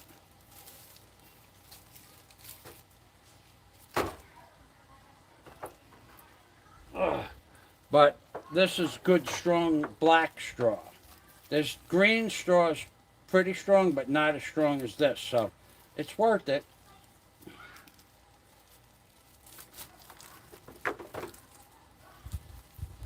Take a minute. Save money.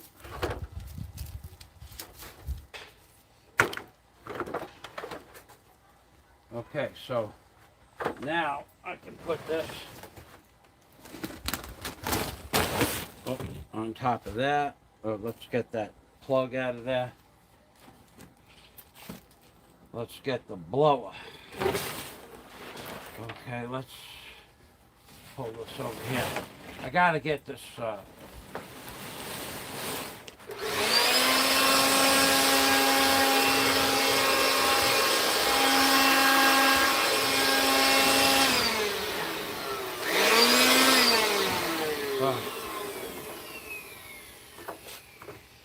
I gotta get the bag on the far side over there.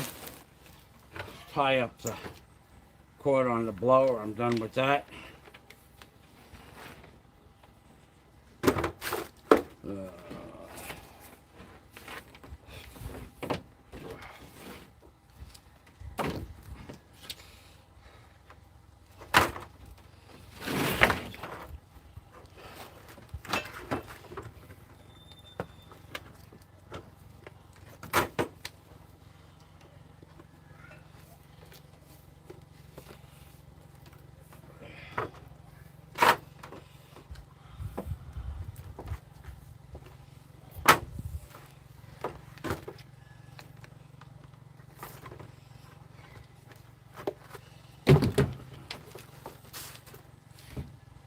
I'm gonna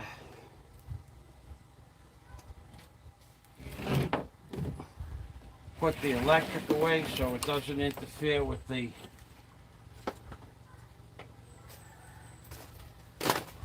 tarpaulins.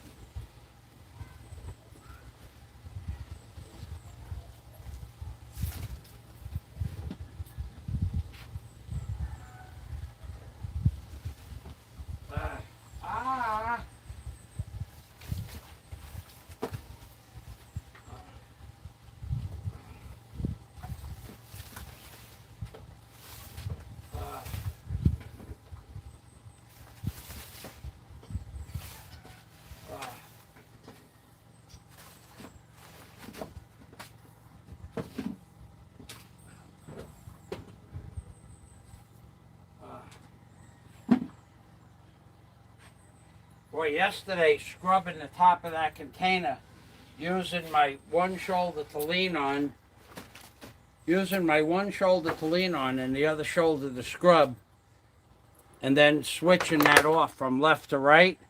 The muscles right here, from here to here, they hurt.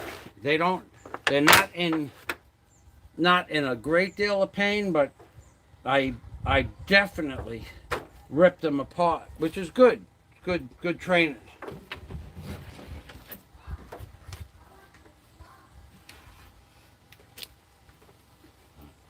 So here's a finished paint bucket. Got a top already in it, and I have about 4 or 5 of these stored.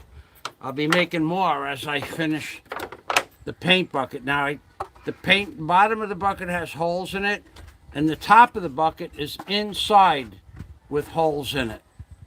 So when I put screws and nails or bolts or nuts or whatever in here, the water will go through the top, through the bottom, but it'll also be this far off the bottom, which will keep the water from puddling up inside.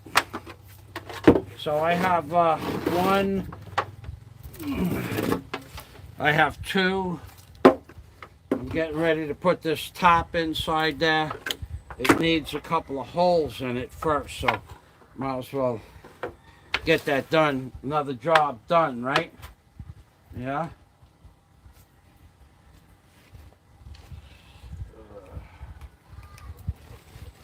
I'll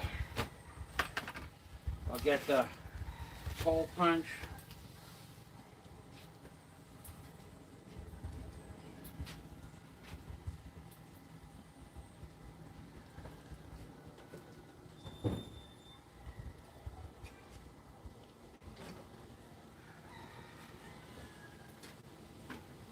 Now, it's possible it's possible that what I'm going to do tomorrow is pick up the cement mixer, bring it outside the yard, and then just lay it out there, just put it out in the parking lot. And then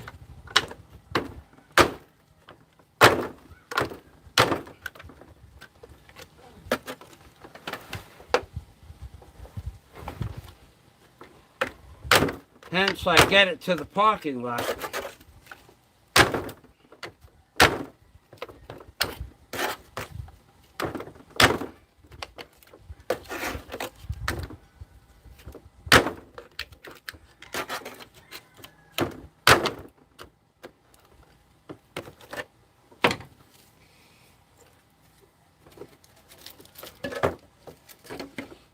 You just take this top, put holes in it. Holes are already in the bottom. And you put the top, and it makes no difference. One way it has water in it, one way, the other way it has water in it, the other way. Makes no difference.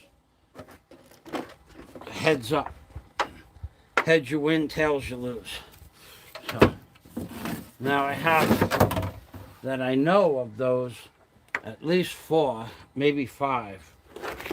But I have also 4 or 5 already in the cargo container with hardware in it already. So I have about 7 or 8 of those. Okay, back to rolling up the...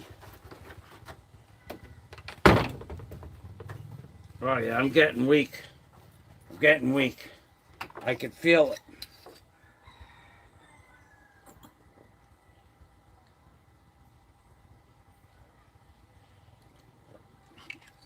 I can feel it. I'm getting ready to not fall down, but my knees are getting weak.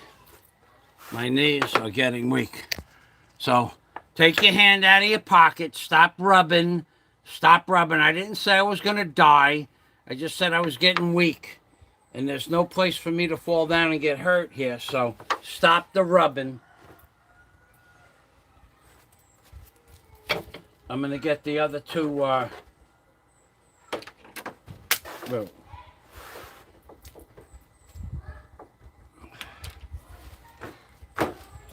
Tarpaulins.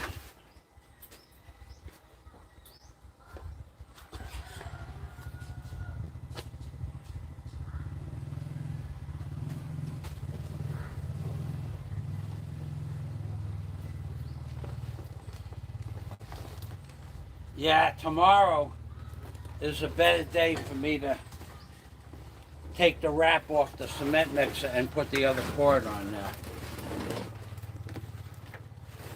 Now, there is another way. I could...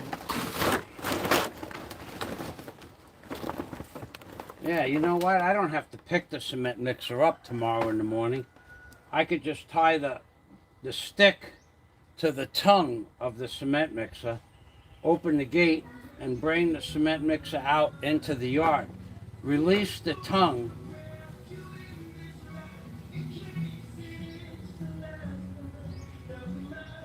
Come back in and grab the jet ski without putting the cement mixer on the roof right off the bat.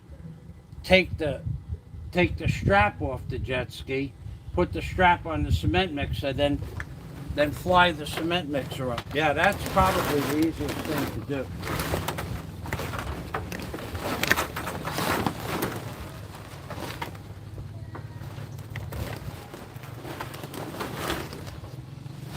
Then go back up on the roof for the last time. Well, that's not even true either. I have other stuff I'm going to do up there on that roof. I'm going to bring up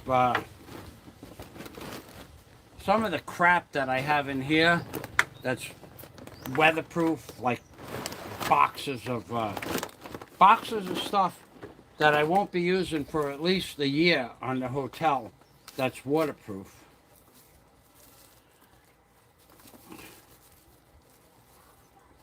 the boxes are. I have about 6 crates that I could just slip right next to the jet ski itself.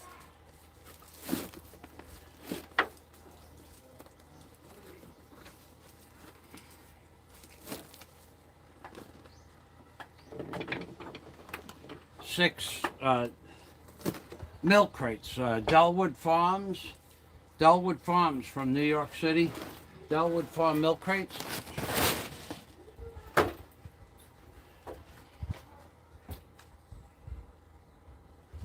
Where's the third one?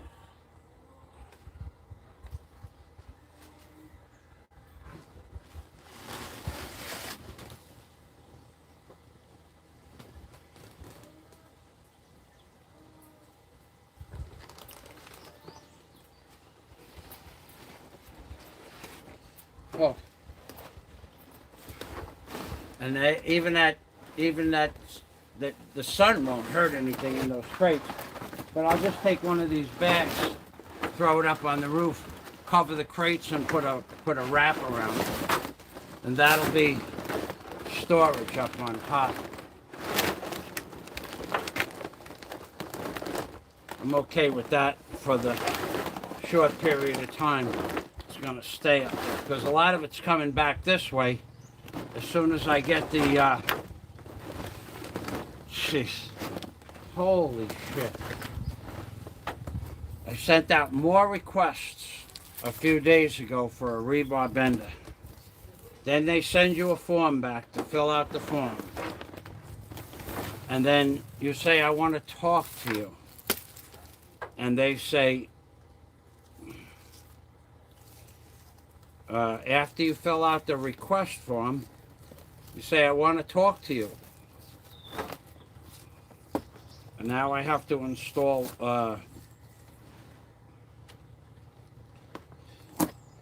I have Viber installed, and when I call their Viber number, it doesn't work. I want it, so, and then when I say I want to talk to you, they send me, without ever talking to them, without ever hearing a voice or seeing a face, they send me a work order with a shipping number on it and ask me for 100,000 pesos. Who does business like this? Who the hell does business like that? The Chinese. You don't even know who you're sending money to anymore. I'm not going to do it. I'm not doing it like that.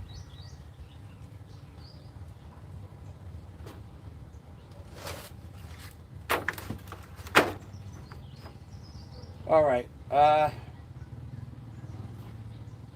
It's time to put the ladder away before I get too weak. And I am getting, my stomach is got the butterflies in it.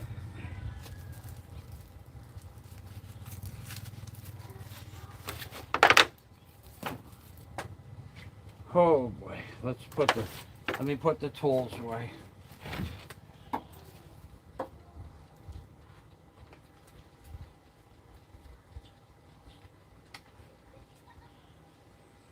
The hat.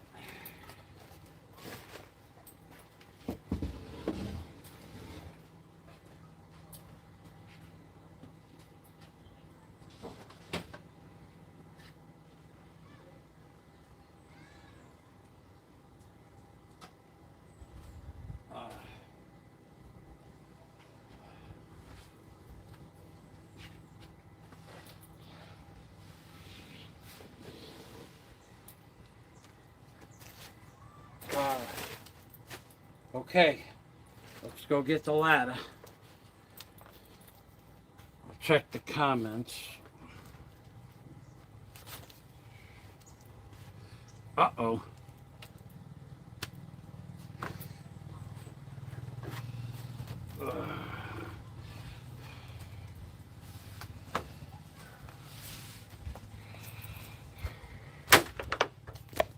You know, if anybody's going to be here, it'd be Jack, because he don't sleep anymore. No, 4.5 hours, huh? So if I started, wow. Oh, you gotta be kidding, 4.5 hours. You have got to be kidding. 10:30, 11:30, 12:30, 1:30. It's only 2 o'clock, and well, I started early, so 2 o'clock. I got 30 minutes to get the ladder away. It'll be 2:30. An hour to take a bath, 3:30. I'm in the parameters of where I'll feel comfortable stopping, but starting early was better, and I'm still going to get a 5-hour live stream, and that's the important thing. You know that. Okay, break the ladder down, put it back in the shop.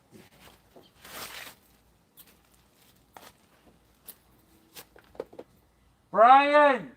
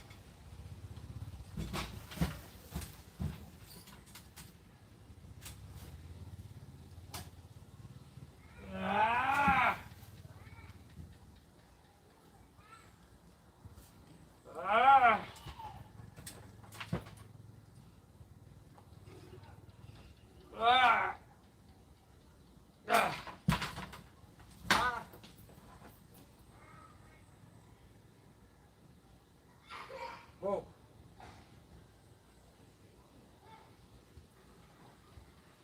Oh. Huh.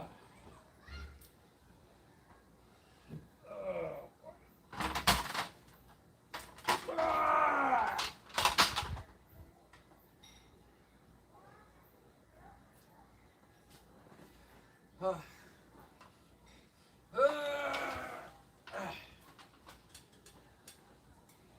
Huh. Huh. Huh. Huh. Huh. Huh. Huh. Huh.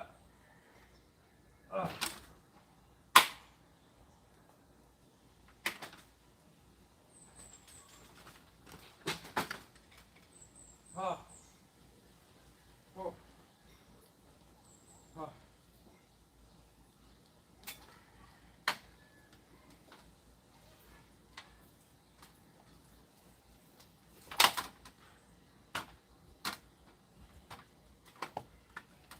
Huh.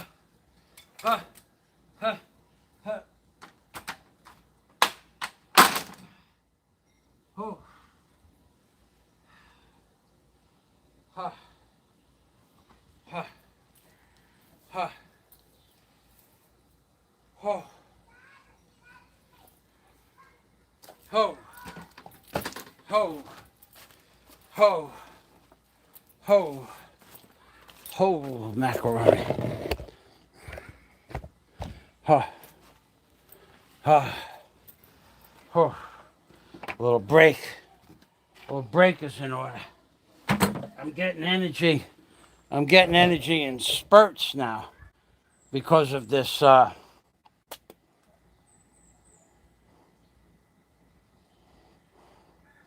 keto diet. For those of you who are watching, whoever they are, lurkers, friends, foes, whatever. I'm on day 14 of the keto diet. I don't really want anybody to comment anyway. You know that. In 14 days, I consume 5,000 calories or less, or 330 calories per day or less, and only 100 grams of carbohydrates or less. I have no idea how much I weigh. I haven't weighed myself in a week. I lost 8 inches off my waist. That stopped 2 days ago. The waist, the fat coming off, what we call the tire around the waist. Now I have a smaller, flatter belly, but under the belly I have that tire that goes around the front of the underneath the belly and to the side. So that's just the way fat adheres on my body in that order. So when I noticed I didn't have any more inches off my waist, I had measurements. I marked it off on the tape measure itself. I have a little sewing tape measure. Well, my thighs were 32, 33 inches, to be honest with you. And they're big. That was big. My waist in high school wasn't even 33 inches. At 157 pounds, my waist was not 37 inches. So, I have it marked on the tape measure where I started on different things, the measurements. So my thighs were 32 plus some 33, depends on how the tape lay. Now they're 30 inches. So I lost 3 inches off my thighs, or 2.5 at least. So that now the weight, and you could see it when I look down when I'm watching a movie at night or doing something on the computer. I look down. Now my thighs don't go straight from my knee up to my body. Now they have a little bit of an S curve. And that's where but not only are they're starting to take shape, or having a shape. Before they were just round and fat down to the knee. Not only are they now starting to have a shape, but I lost at the top of the thigh where it meets the body, the torso, 2.5 to 3 inches. So that's where I'm losing weight now. Also under my arm. I had flab under my arm that you could go like this, but you could see it like hanging down. It's still flabby, but you could see it hanging down like over here, like another 3/4 of an inch. That's going away. Oh, I'm happy about that. So I am consuming at my weight of 230, 240, whatever I am now, 330 calories a day, and consuming nothing for 6 days. And then after that, averaging 330 calories a day. So I'm 6 and 8 is 14. 8 times 3 is 24.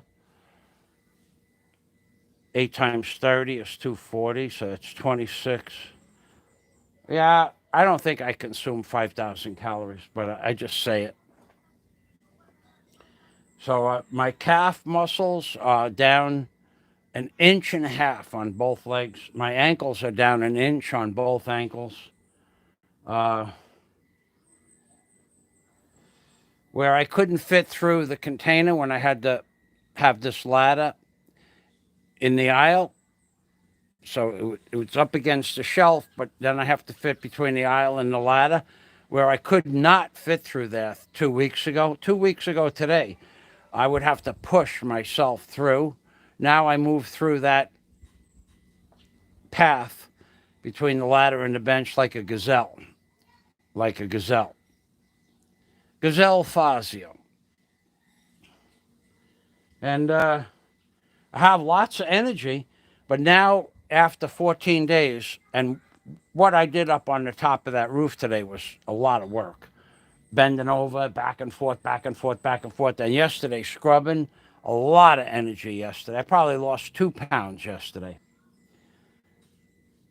Now, when you're on the keto diet and you use up your energy, it's kind of like your battery slows down, and then you wait 10 minutes, like where I'm sitting down now, and then your body sucks the energy